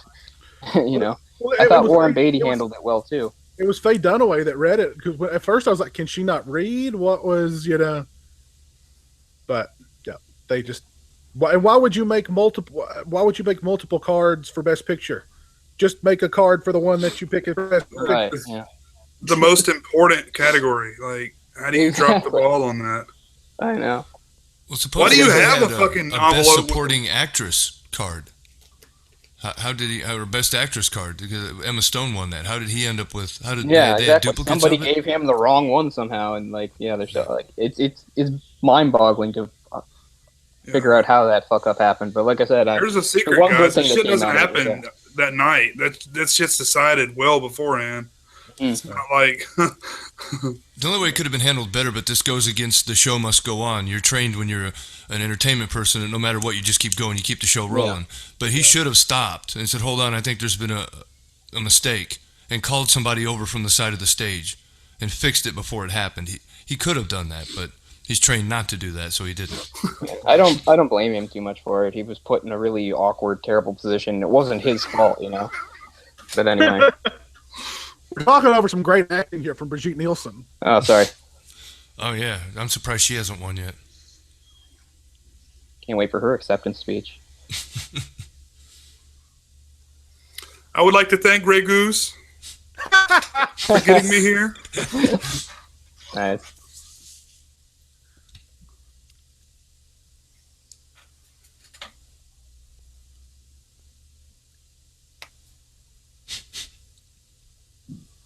I always wanted to take some stockings and cut eye holes out of them and wear them like that. Yeah. Way to bring that back. Sock beautiful women. Whatever happened to that? I don't know. That was a fad that went out with the A's, you know. I think somebody said, we got pantyhose in our head. What are we doing? This is bullshit. That's true. It doesn't really obscure your features that much. It just smooshes your face. It looks stupid. It's not scary at all. It's like, dude, you look really stupid. The TSF live chat is not a fan of La La Land, by the way. Yeah. I haven't seen it, so I don't know. I mean, I get it. It's a musical, so a lot of people are going to be biased against it right away, but I don't know. I like some musicals for sure. But just like the other like really political thing nowadays to say like the backlash against La La Land is because like it's based on jazz, but the characters are white. Oh, that's so horrible, I guess, because white people can't like jazz or participate in jazz. It's all it is an appropriation of someone else's culture. And the fact that we made a La La Land movie is rubbing in everyone's faces. I mean, Jesus, come on. That's another reason why I gave up on that shit. Yeah. I mean, I believe whitewashing is an actual thing, but Jesus, I don't think it applies to fucking La La Land. That's just going overboard, man. Anyway, I'll see it eventually. The one that did win, Moonlight, I'm not too interested in, really. From what I read about it, just sounds like a sort of coming-of-age thing, but I don't know. Could be good, I guess. I think Arrival was the only one I saw, but I really liked it. Yeah. There's like another Alien movie coming out like before the Alien Covenant movie. Yeah, called Life. Yeah, with like Jake Gyllenhaal in it. That trailer just confuses me because it's like, is there like a creature on board or what? First, when I saw the trailer, I thought it was Alien Covenant, and I was like, "This is already on TV." I was like, "Oh wait, this is something different." Yeah, I'm not sure about that one. I don't mind that it's a little confusing. Like you guys said, the Alien Covenant one just shows us kind of too much, which is kind of the way they do these trailers now. It's like, here's just everything important. We need to make sure you come see it. Compare and contrast that with the original Alien trailer, which gives you like nothing, which is amazing. Right. Yeah. Whatever happened to that? I mean, doesn't happen anymore. I just don't Why? get it. I mean, Because that like is ruining movies for me. Like movies I want to see, and then I'll be watching in the theater. I'm like, here comes that part, because I saw it. You know. well, even comedies, you're like, oh, you're waiting for that line. Yeah. When's he gonna say it? Oh, he said it. Okay, fuck, I'm out of here. Yeah. See you guys later. Comedies like have so few good jokes anyway. It's like all the best Right. jokes are in the trailer, and like everything that you get to revealed through the movies, like oh, none of it's as good as actually what was in the trailer. Okay. I have a real problem with that. I really do. Well, it's Yeah, like so I I don't remember. understand why you avoid them altogether. Because It's like I remember the trailer for Cobra was just Sylvester Stallone eating pizza and watching a basketball game. That was the trailer. That was the whole trailer. That was it. That was him on break. That was the trailer for Cobra. He just like, come watch Cobra. We need a trailer. Just turn the camera around. There you go. crime is a disease. Forget it. They'll come. But I noticed several shots. Cobra has got his gun placed in his pant line, Oh shit. so you can see the Cobra on his handle, which is really great. But you don't want to walk around with a gun pointed at your dick all day long. That's a really bad thing. Okay, you go to grab that sucker really quick, you're dickless. Yeah, there you go. His dick is impervious, is what they're trying to say. He has no fear of that because he, that can't hurt him. That's a great composite sketch, by the way. I mean, really, it pretty much nails him. So pretty much they're looking for He-Man. We gotta bring in this He-Man guy. No one even All right, cheekbones, mullet. All right, we got it. See if he's hanging out with a big tiger. He's looking for Dolph Lundgren again? I was gonna It's the master of the universe? he should have got on the phone with Dolphin and go, "Jeff, you want Oh man, Master of the Universe. I know we bypass it, but one thing I also enjoy about 80s is the montage. Mm-hmm. A lot of times we had the montage, which I don't know if it died because of Team America making fun of it, or if that's why, or it's just now if there's an attempt, they just think of that movie. But Yeah. I always enjoyed it. I don't think it should be abandoned. I mean, depending on what the movie is. Yeah. Depending on what the movie is, a montage can really help. Like, Well, I mean, I used to get love it. it in like It was a big thing in the 80s, but that doesn't mean like When was the last movie that did it? Did it Creed wasn't do a joke. it? Did Creed have any montages? Like MacGruber or some shit. Maybe. Gruber. I mean, like even like shows like the A-Team and stuff, they would use that to, just pass time quickly. You Yeah. don't need to know, though they're getting ready for this shit. You got the duct tape out, and, BA's going to blow something up. It's just going to be awesome. Go pity the fool and Or, hit Murdoch in the face. oh, man. I used to love that.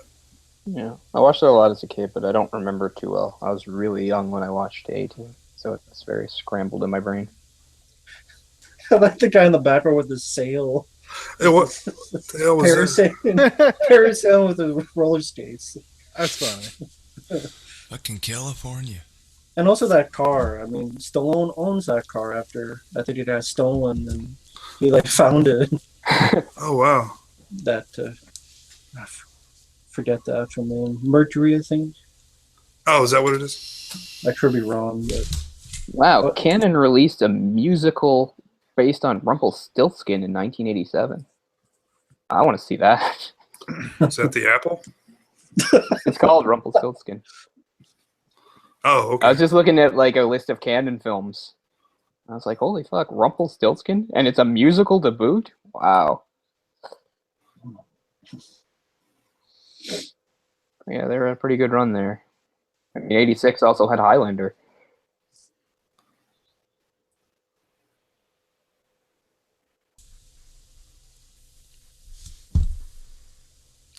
Earlier, that woman said, she's going to mess up our new world and our dream. What exactly was their new world and dream? Was it just to run around wielding axes and clinking them over your head, or did they explain what the new world was? Well, Kill it's like everybody and take over. It's like an extreme form of social Darwinism. Is like they think just kill the weak. It's like strong survive, kill the weak is sort of their thing. Which leads to just I don't know. They could have just called them anarchists or something, but I guess they wanted sort of a different hook. then maybe they were really big fans of Richard Lynch from Invasion USA. That's probably it. Just take over the whole country and Oh shit! blow up glasses. houses with bazookas. The glasses really What's- brings it over the top. What's funny is, did you notice how little that guy was that he killed, and how big he is, and like his outfit fits him perfectly. That little tiny guy.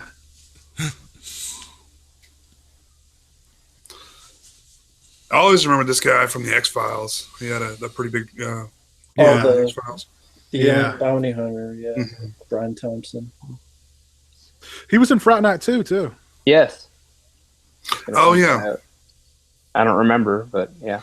It's been so long since I've seen that movie because nobody will fucking release it. Yeah. I didn't even know it existed until a few years ago. I had no idea. You guys were the ones that told me it existed. Yeah, he eats the bugs, and he names like what their like technical name is before he eats them and stuff. It's pretty interesting. Come on, Twilight Time, put out like 6 copies. Blue. People can auction them off for There's thousands. there's a UK company called Eureka that's releasing a 4K scan of the original Fright Night with a bunch of extras. Some extras that are on that big documentary that came out, the You're So Cool, Brewster. So if you guys missed that documentary and you missed the Twilight Time Blu-ray, Amazon.co.uk, and it's priced. It's not super expensive either. So, but I think you've got to have a Region B Blu-ray player or a Region Free Blu-ray player. Speaking of that, I ordered the Arrow release of Brain Damage the other day. Cool, Pre-ordered. cool. Hero, that's good stuff. As soon as they released it, I went in and pre-ordered it. I love that movie. Yeah, This is another one of those movies where the cop stumbles upon something and nobody fucking believes him. Like, all his superiors are like, you're stupid, Cobra. What kind of theory is that? Just do your job. And they're just, totally wrong. Look at all the colors there, the neons. Like, that looks like a Nicholas Winding Refn movie, doesn't it? it does. Yeah. Yep. Yeah. Well, he used some of that for the start of Drive, right? Like he said, Like Driver is kind of modeled after Cobra. I could see it. Anyway, you guys enjoy. I can get off here, but have fun with. Drop some more knowledge on us. I don't know. Like, it's been a few years since I've seen the movie. I was just reading some various things about the stuff and just trying to remember it. But like I said, there's things I like okay about it, but no, I can't in my brain separate it from a bad movie. I can't. I'm not capable of doing that. But it's harmless anyway. It's not like I think it's one of those bad movies that causes any real harm or anything. And I think that it's not all its own fault. I think there were some mitigating factors and circumstances that like kind of hamstrung it and kept it from being the project that was originally intended and envisioned. So I guess it's good that for a movie that went through so many problems, it still managed to do well and get a pretty good cult following out of it.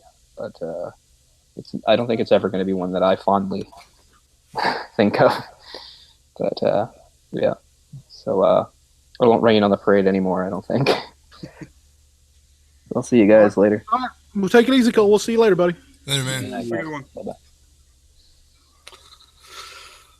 Whatever happened to nurses' outfits like that? Nurses just wear scrubs now. I know it sucks. If you want to, the only place you see nurse outfits like that's in porn now. That's true. They're keeping hope alive, huh?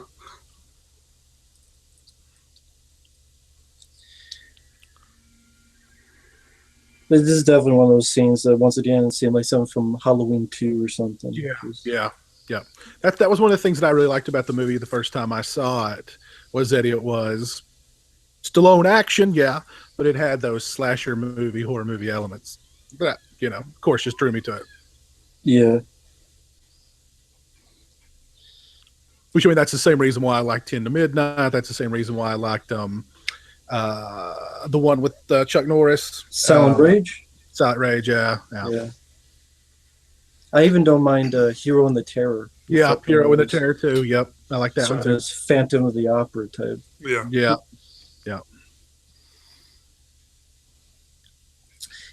And I never minded Brigitte Nielsen. I mean, she's not fantastic, but I thought she was at least serviceable. I mean, for what she had to do. Mhm. I've seen much worse nowadays. Oh Sure. yes, yes, yes, yes. If they remade this, you know Megan Fox would play that role. Oh, I like Jay's oh no. look of as if he's on the pot. She's yeah, she's awful.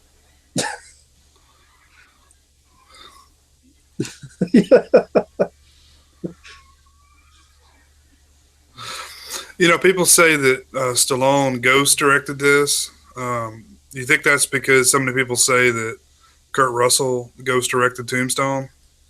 Well, supposedly that's that they say that Kurt Russell called Stallone and said, "I need someone because this director's not working out." And Stallone had told him, "Well, this guy I worked with on Rambo 2 and Cobra, use him for this, and you can pretty much direct it through him." And some people say that Stallone did it first with this and Rambo 2. I don't know if that's true because George P. Cosmaros, I mean, Of Unknown Origin is a well-directed movie. Right, right. Yeah. Like Leviathan, I'm a personal fan of, so he can direct. So It's kind of like people saying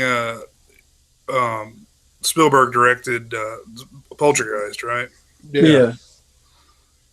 Which, you know, I mean, at least there you've got two competent filmmakers. You know, I mean, you know, Kurt Russell hadn't really ever directed anything, I don't believe, until, you know, when he did Tombstone. Right. Which, I mean, I guess you work enough on the set, you learn a little bit. But Yeah. I think George P. Cosmaros did something. It's just yeah, Yeah, I think so too. they are big stars, so maybe they'll have some kind of power like yeah, stars nowadays do. I guess you have to let them have some sort of creative control, Yeah. or at least let them think they do. Exactly. Maybe that was Cosmatos' brilliance. He lets them think that they got a lot more control than they really did. Sure, buddy. Yeah, let's do that. Let's do that. Let's Yeah. try it. Let's try it this way first, though. No, but your way was good. Your way was good. I like that. I always like that line. You know, you got an attitude problem? Yeah, Yeah, but it's just a little one. I steal that from time to time. Me too. It's also like a line from earlier when he's talking to Ren and Stone Tony. He's like, "You know what your problem is? You're just too violent."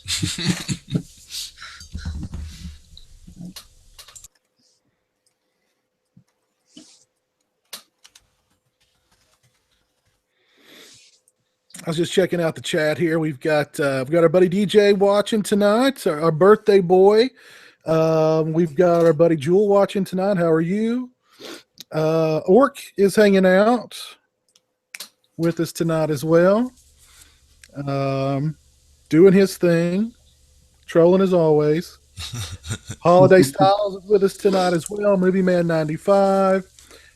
Joseph Purdue's with us tonight. Let's see who else we got. The Cartoon Man 13. How are you, buddy? Thanks for tuning in.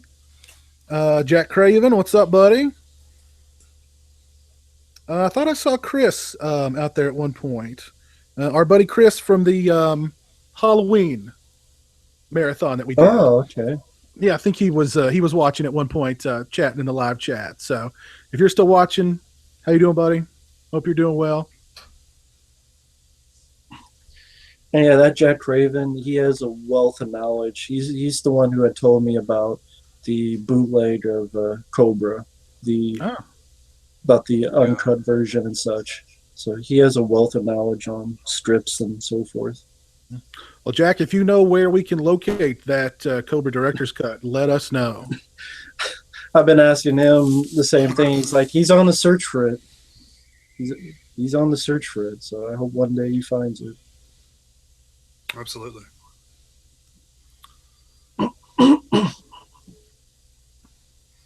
We should have talked to Michael Felcher about that. Should have. He would have the skinny, I'm sure.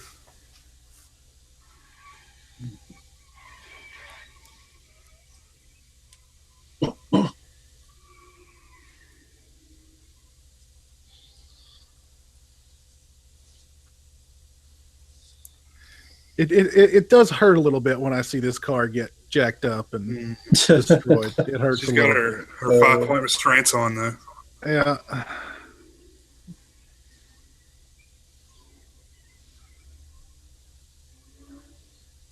It always hurt me in Phantasm 2 when when the Barracuda got all jacked up. I was like, oh no!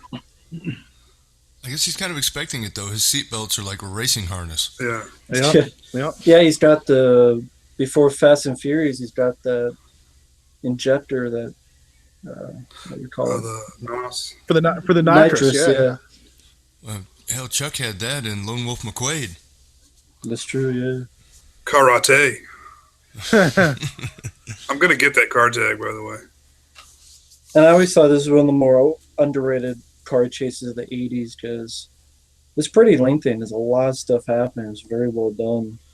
Yeah, there's a lot of people on the road too. Yeah. Oh shit!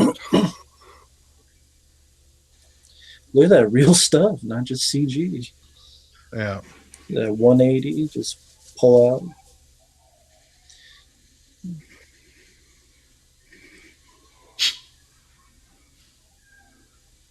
The whole thing just exploded.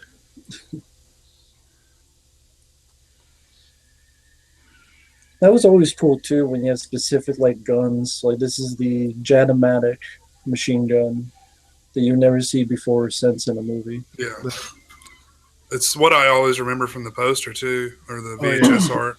It's like, yeah, what's up with that gun? I got to see this movie. That was cool.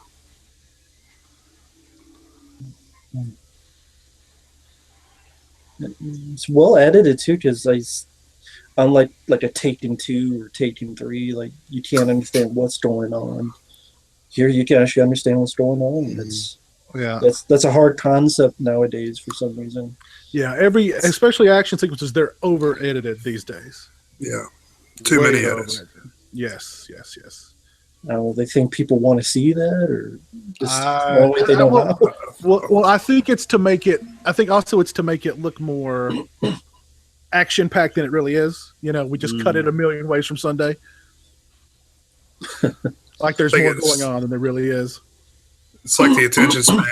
Like I can't focus for more than like 3 seconds on one frame. You need to cut to a different frame. Yeah. Uh-oh.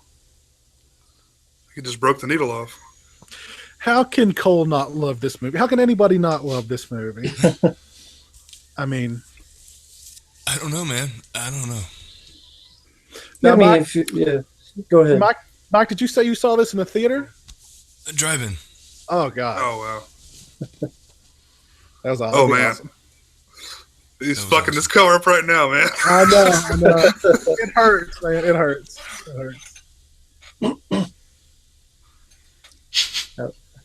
I love how high these things go too. Like he'll break the lights, he'll break the signs, he'll break.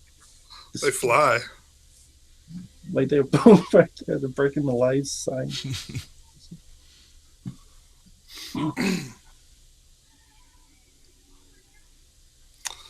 Oh, I forgot what's her name was still in the car. I haven't heard from her in a while. You just hold on for dear life. Yeah. She's like hunkered down in the passenger seat somewhere.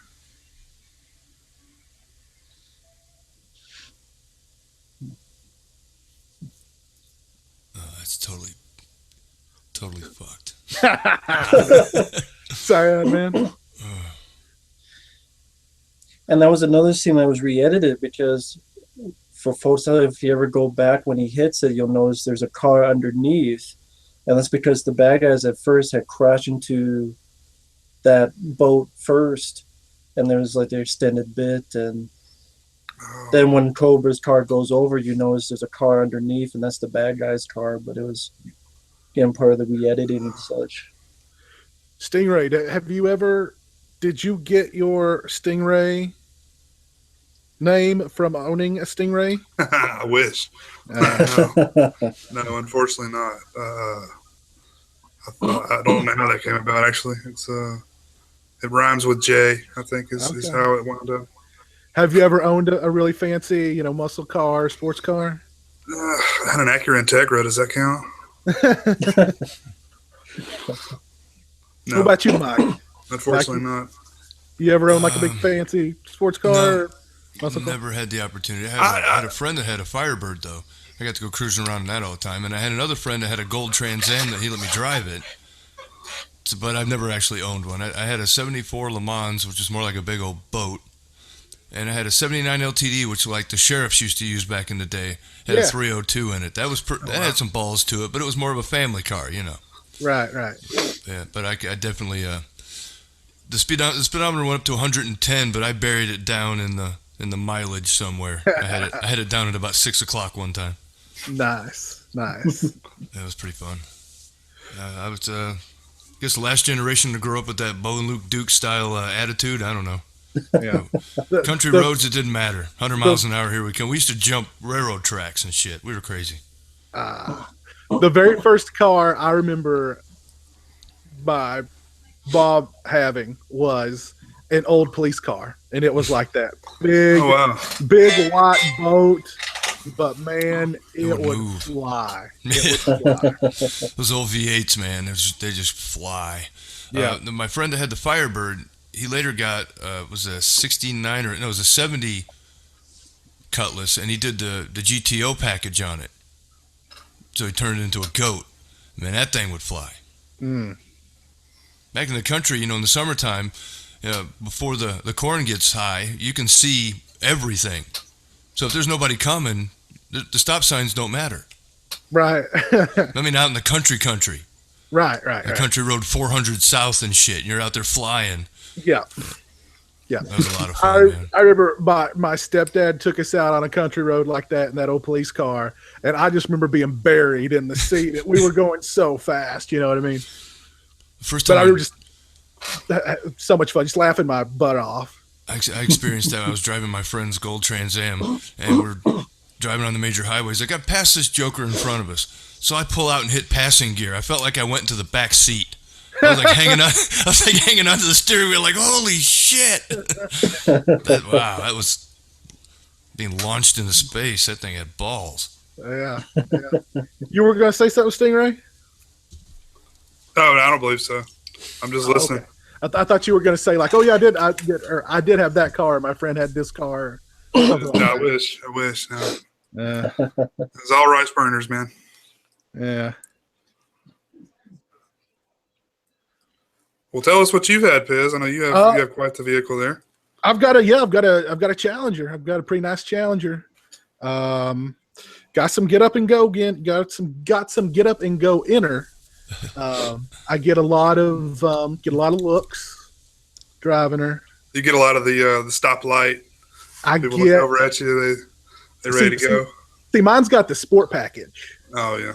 So I can turn like the skid control off. And I remember one time there was a guy pulled up next to me at a red light in a truck, a Dodge truck, and he was just and he peeled out and took off, and I got pissed off, and I put it in the sport package, and I just floored it, and I just went into like hyperspace, and I just blew him right away. Yeah. And I was like, yeah. Every now and again I'll get somebody try and pull a stunt like that, but not as often as you'd think. Well, I beat was it like an 85, maybe an 84 Trans Am or Camaro when they went down to like the 6-cylinder engines and they looked like Knight Rider. Yeah. I was in an 85.5 Escort with a 5-speed. And I friggin' beat that guy from stoplight to stoplight. He's in there revving his engine like he wants to race me, and I'm like, okay, I'll embarrass you. I was doing 75 in third gear before I even went to fourth. Just blew him. Damn. That little thing would shit and get. Yeah. I always like the manual transmissions. You got more control. Mm-hmm. Mine, I can switch mine from automatic to like a manual. Yeah. Yeah, because in the wintertime when you've got all that ice on the road, you switch it into manual. That's like an extra braking system. Mm-hmm. Well, they're making the new Challengers all-wheel drive. Oh, that's nice. Cool. Yeah. The car here is a 1950 custom-built Mercury Monterey. Uh, I bet that is an insanely pricey car nowadays. I'm sure. Because I've never even heard of that model before. Yeah, and apparently, yeah, it was, I think, stolen at one point, but he still Sly got his car back. Got that car back, so I think he owns that now. That's cool.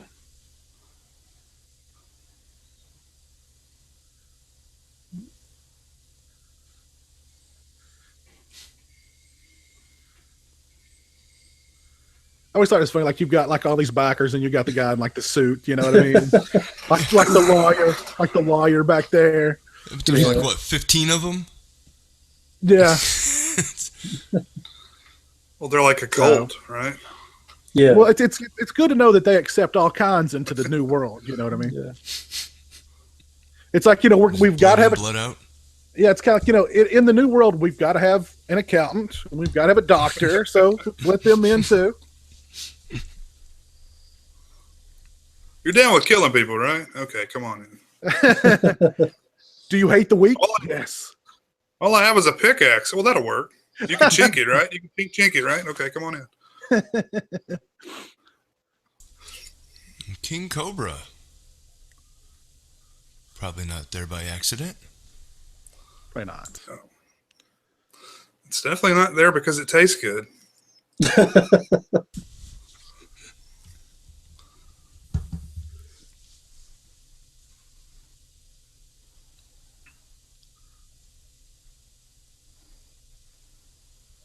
See, there's nice little character moments in here that give Cobra some personality, you know?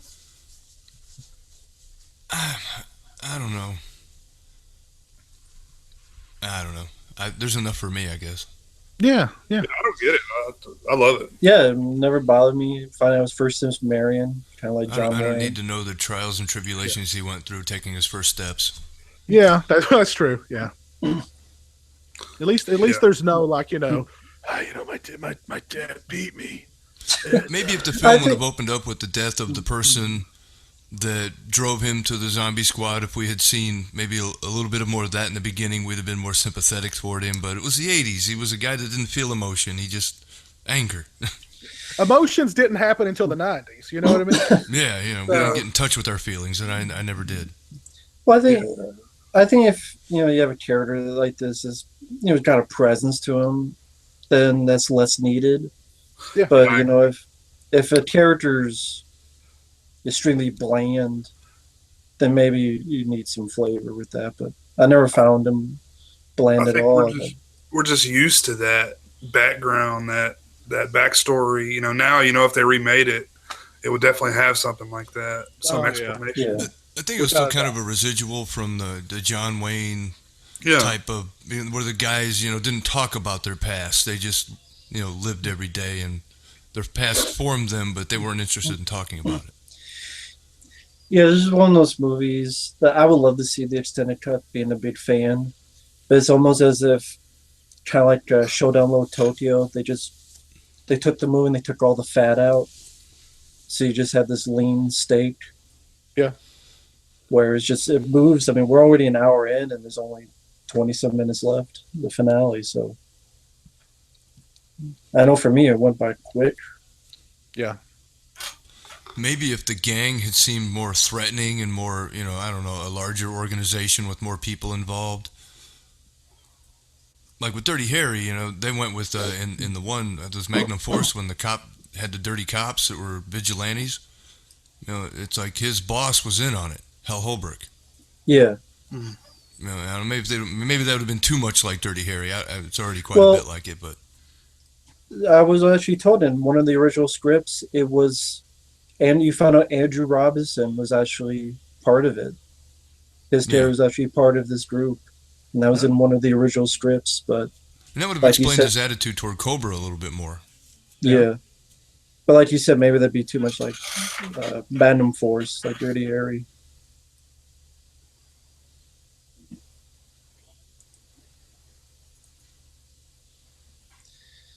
I know This other stuff that was cut out, from what I understand, is more of them taking over the town and killing people much more graphic ways. Like actually showing them killing these people in this town. Maybe that would have helped some people justify Cobra's methods. Right. Well, to me, I justify because you got Brian Thompson, so usually he's more than enough of a villain. I'm like, yeah, kill him, Cobra.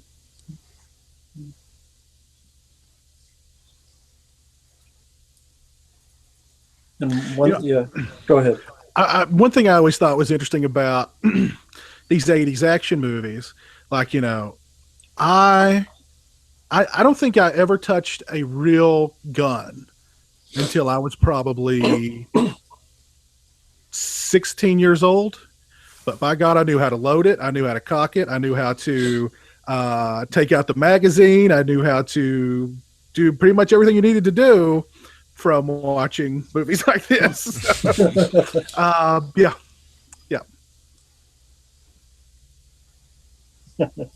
Just thought that was interesting. Like, yeah, like who taught you how to field strip your Smith and Wesson? Cobra. Who's that? The Stallone movie. Mary and Cobra Eddie. That's one thing about growing up in the Midwest, especially around Indiana. You get to shoot a lot of guns. I know a lot of people that were enthusiasts. My dad had a 25 caliber Saturday night special in the house when I was a kid, and he took me out and taught me how to shoot. It was pretty cool. Yeah, pretty much second. Contrary to popular belief, most gun owners don't actually want to shoot people. Because how many millions of gun owners are there, and how many mass shootings do we have? If they were all crazy, we'd all be dead. Right. Yeah. Yeah, that's always the issue. Responsibility is number one. That's always the issue when they make movies like this. I mean, even in an interview afterward, despite how much was taken out, he still got a lot of backlash for the violence in the movie. Mm-hmm. So I can imagine if he was able to keep it all in. Yeah. But the MPA, I mean, they get mad when the sound of a neck breaking is too loud.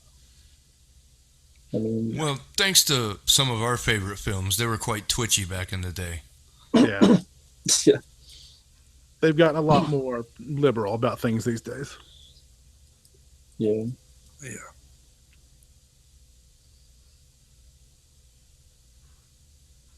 Of course, Cobra didn't sleep a wink. He just sat there the whole night waiting.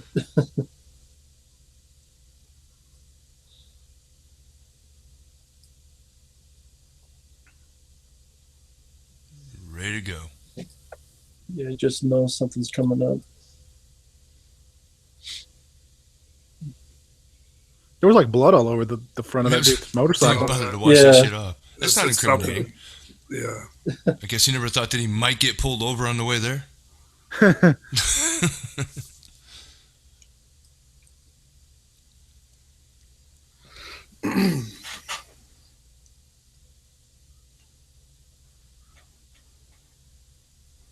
This poor guy, like all he does is eat candy the whole movie, and like it's like, okay, now it's time for the action scene. Boom, he gets shot and he's done. First bullet hits him. I'm out. Take care of it, Cobra. It wasn't Cobra bitching at him about his diet being terrible. Yeah, like the whole film. Yeah, too much sugar you're eating. Yeah, try some prunes.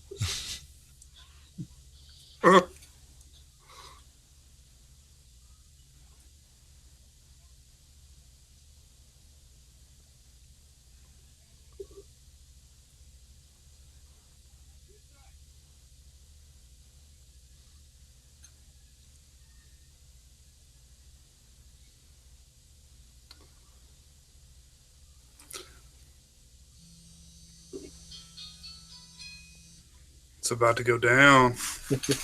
About to get real. So there's a ski mask. That's how they need to do. They should all wear ski mask. It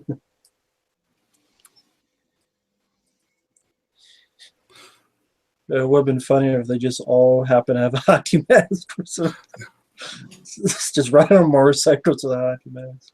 That would have been funny.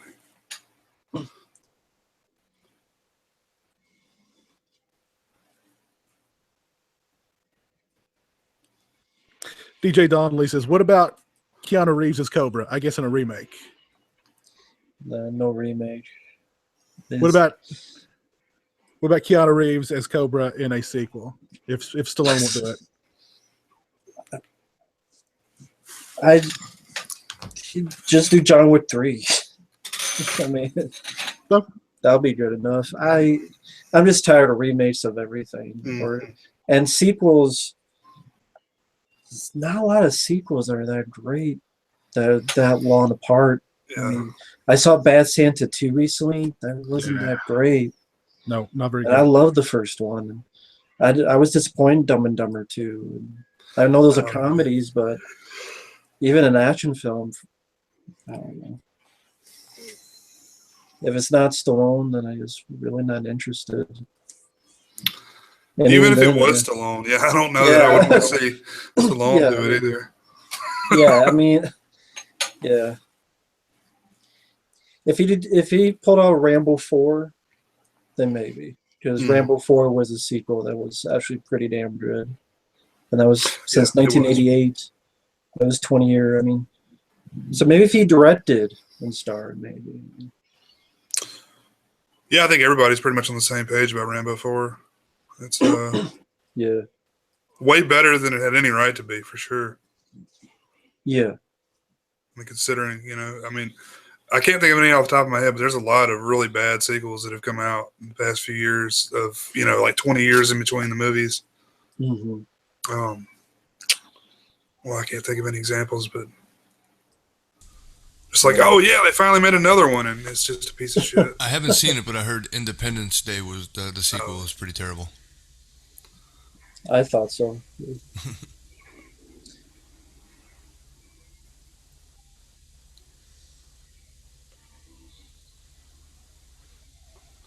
I had a lot of problems with it. Some of the action was okay, I thought. Mm-hmm.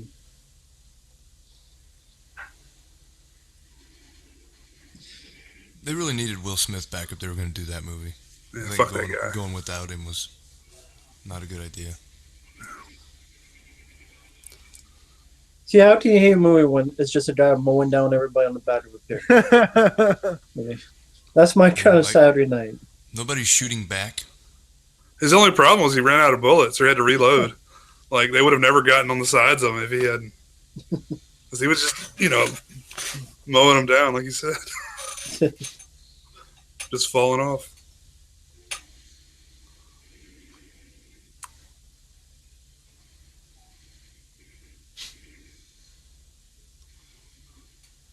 Oh, man. You could really feel that impact. That was hardcore.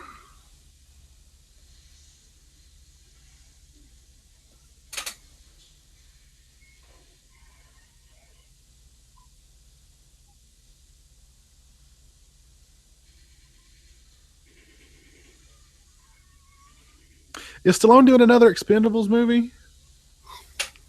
That's I haven't heard rumor. That's the rumor. I know he's doing Escape Plan 2. That's cool. And I forget what else. I liked Escape Plan. I thought it was pretty good. Mm-hmm. I need to watch it again. I don't remember a whole lot about it. I know that I liked it. I don't either, really. Yeah. Stallone's got to be. I mean, Stallone's got to be what, 60-something years old now? Oh yeah. He's close to 70, right? Yeah. Man. I mean, he's still in good shape, man. He is. GH, man. There you go. You just can't go to Australia. Pack light.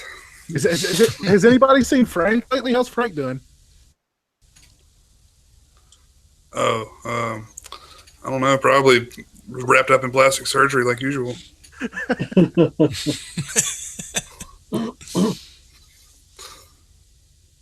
Frank should do the music for every movie Stallone's in. Every movie. Just every movie in general. There you go. Yeah. Why not?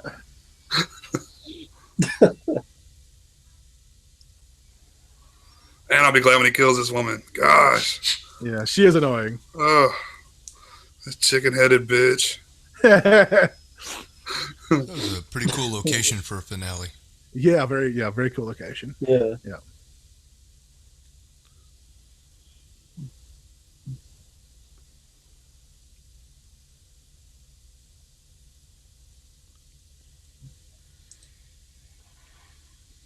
And that was always supposed to see in these 80s action, whether it be Commando, Rambo 2, when the hero sort of becomes the Jason Voorhees and just snuffing people out one by one. Yeah.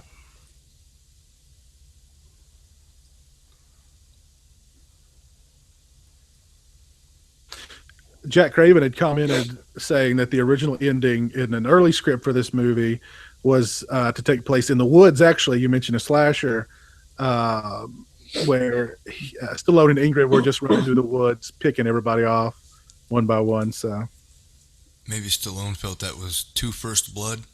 probably. Well, he got the writing credit, so maybe he's the one that changed all that shit. Yeah.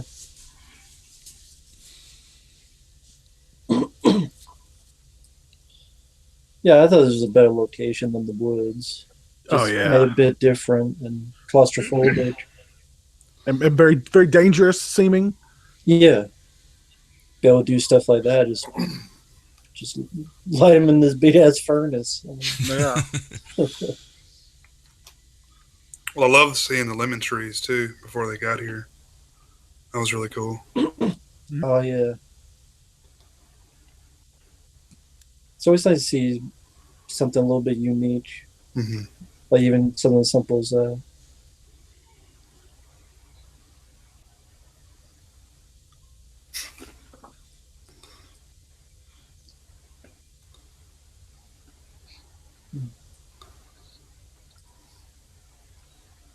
And you just don't see action movies like this nowadays. I mean, unless once in a blue moon, because it's mainly comic book movies. Mm-hmm. And there's a lot of comic book movies I like, but I grew up more with these. Yeah, I wonder why that is. Because there used to be a dime a dozen. Now they're few and far between. Well, I mean, I think like we appreciate these movies, but I think the general public, they think of them as cheesy in the most negative manner. Yeah. Like, just wait for this direct-to-video stuff. I'm not seeing in the theater for that. If they don't make money, then they're not going to make. The matchstick comes into play. You have the right to remain silent.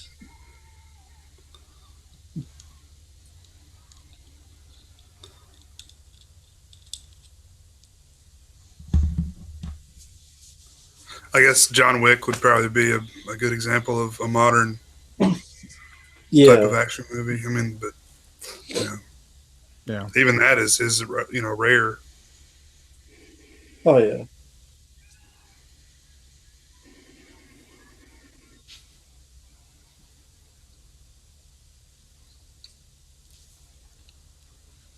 I see nothing wrong with a big, stupid popcorn movie. I mean, it's entertaining. It's got memorable characters. It's got a good car chase in it.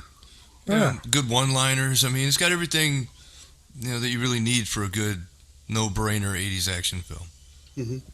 And if you're trying to, find something more than what's there, then you're probably watching the wrong movie anyway. Right. A little foreshadowing there with that big hook creeping up behind him. Which I love that too, because it was a unique way they killed the villain off. Did he like wasn't typical. Leatherface? That slasher element there. Yep. There's the knife. Someone sent me that knife. It's me, pig. Oh, what's your eyes, pig? Oh, you could have my eyes. My eyes. Why, you think my eyes are sexy? Big boy?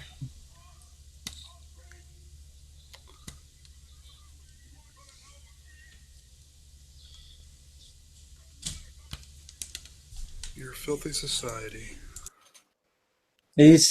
I buy him as crazy. That's Yeah. Oh, he's scary as hell. yeah.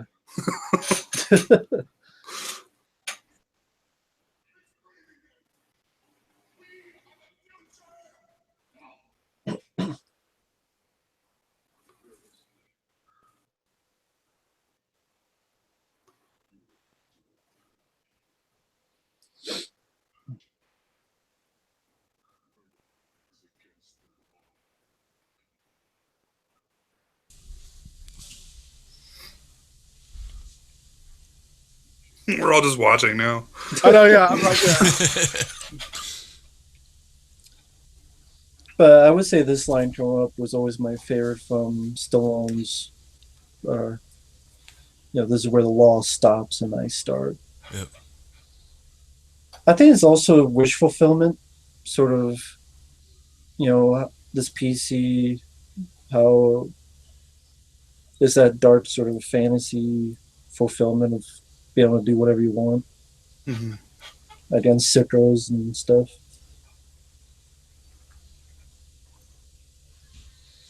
Sure. You don't have any red tape or paperwork to fill out. It's Yeah, just getting the job done, yeah. which I can imagine that can be very tedious being a police officer. Paperwork is no fun.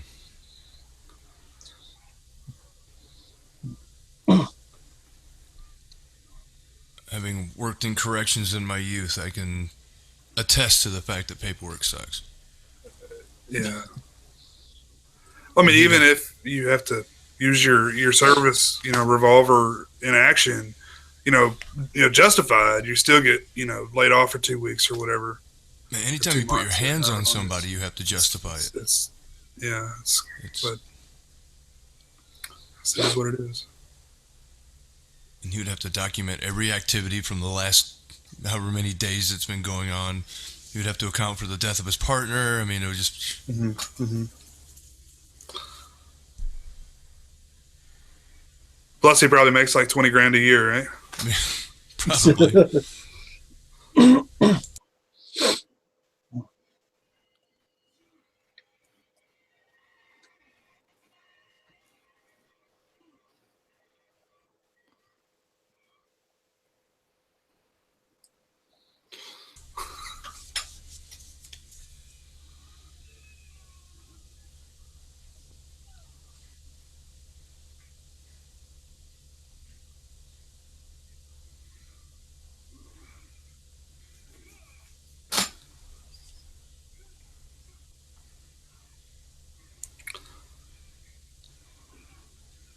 Oh, Here we go. Here we go. Here we go.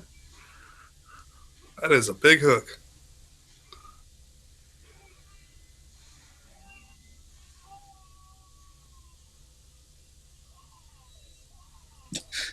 Not only do you put them on a hook, let's burn you alive as well. Bad guy gets So that. that That's a didn't suck comeuppance.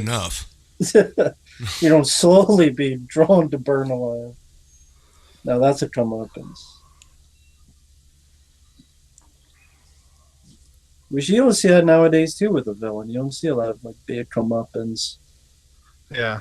A lot of times like really quick or something. Yeah. You can tell that was pretty heavily edited. Yeah. Very heavily edited.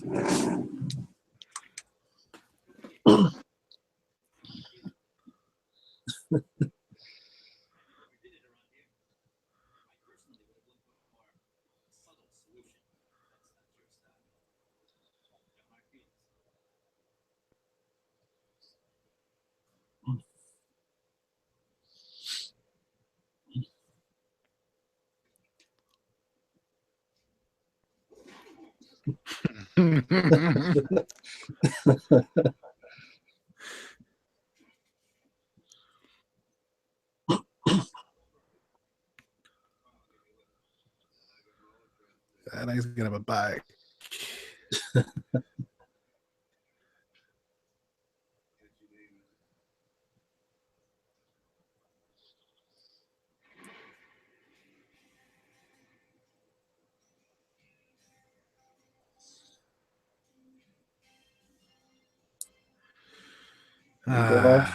Go off in the distance with an 80s song. Oh yeah, yeah.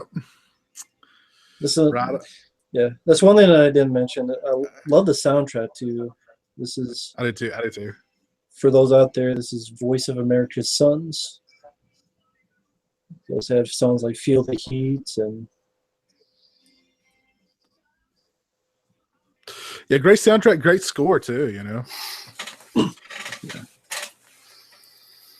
it's great, man. Sylvester LeVay did a great job on the score. Oh yeah, absolutely. Well, that wraps it up. That wraps up our live commentary of Cobra. You guys voted for it, so we watched it live. We hope you guys enjoyed. And oh man, Cobra. Closing thoughts on Cobra, Stingray. It is a thing of beauty, isn't it? I want that. I want that gun. I want that knife. Want that car? Oh man, the car, absolutely. Yeah. It's a great one, man. Yeah. Closing thoughts, Rambo? Cobra was always will be one of those movies that I loved ever since I was a kid. It was a lot of people have comic book movies today. There's a lot of good ones. This was my comic book movie when I was a kid. This Van Damme's Hard Target, just those number of movies that is the over the top but satisfying hero versus scary villain with all the tropes that makes me love an 80s film. Montages, fun soundtrack, iconic hero, great unique themes like the gun, the car, all the stuff you guys mentioned. Very fast paced, never boring. Yeah. I mean, this went by really quick. Mhm. When people ask me why I love an 80s action film, this is a prime example as to why. It's I don't think it's pretentious. I think it does know what it is. Just it's well directed too. It's the lighting, the editing. I think I always loved it. Yeah, I agree. Cole actually commented in the live chat saying, "No more fan votes. You can't be trusted." Yeah. Always the downer. Always the downer. Let's see. Jack Craven said that was a fun commentary for a classic action movie. Great job, guys. Thanks, buddy. We appreciate it. Thank you. Movie Man 95 says, I loved that. Cobra was awesome. So. Oh man, I used to have Angel of the City as my ringtone for the longest time. Yeah, That's a great song. Great song. Awesome. That is awesome. I think Mike's gone away. So I can't ask him his closing thoughts on Cobra. But yeah, I mean, what more really needs to be said about Cobra? It is an 80s action classic, I think. Like Rambo said, totally unpretentious, straightforward. It is what it is. But it is completely and utterly fun. And we hope you guys enjoyed our live commentary for Cobra. Again, you picked it. We watched it live. And we will return next Thursday live on the Sausage Factory YouTube channel with another episode. So mark your calendars. We'll see you guys next week. Have a great week. Take care and peace. Thank you.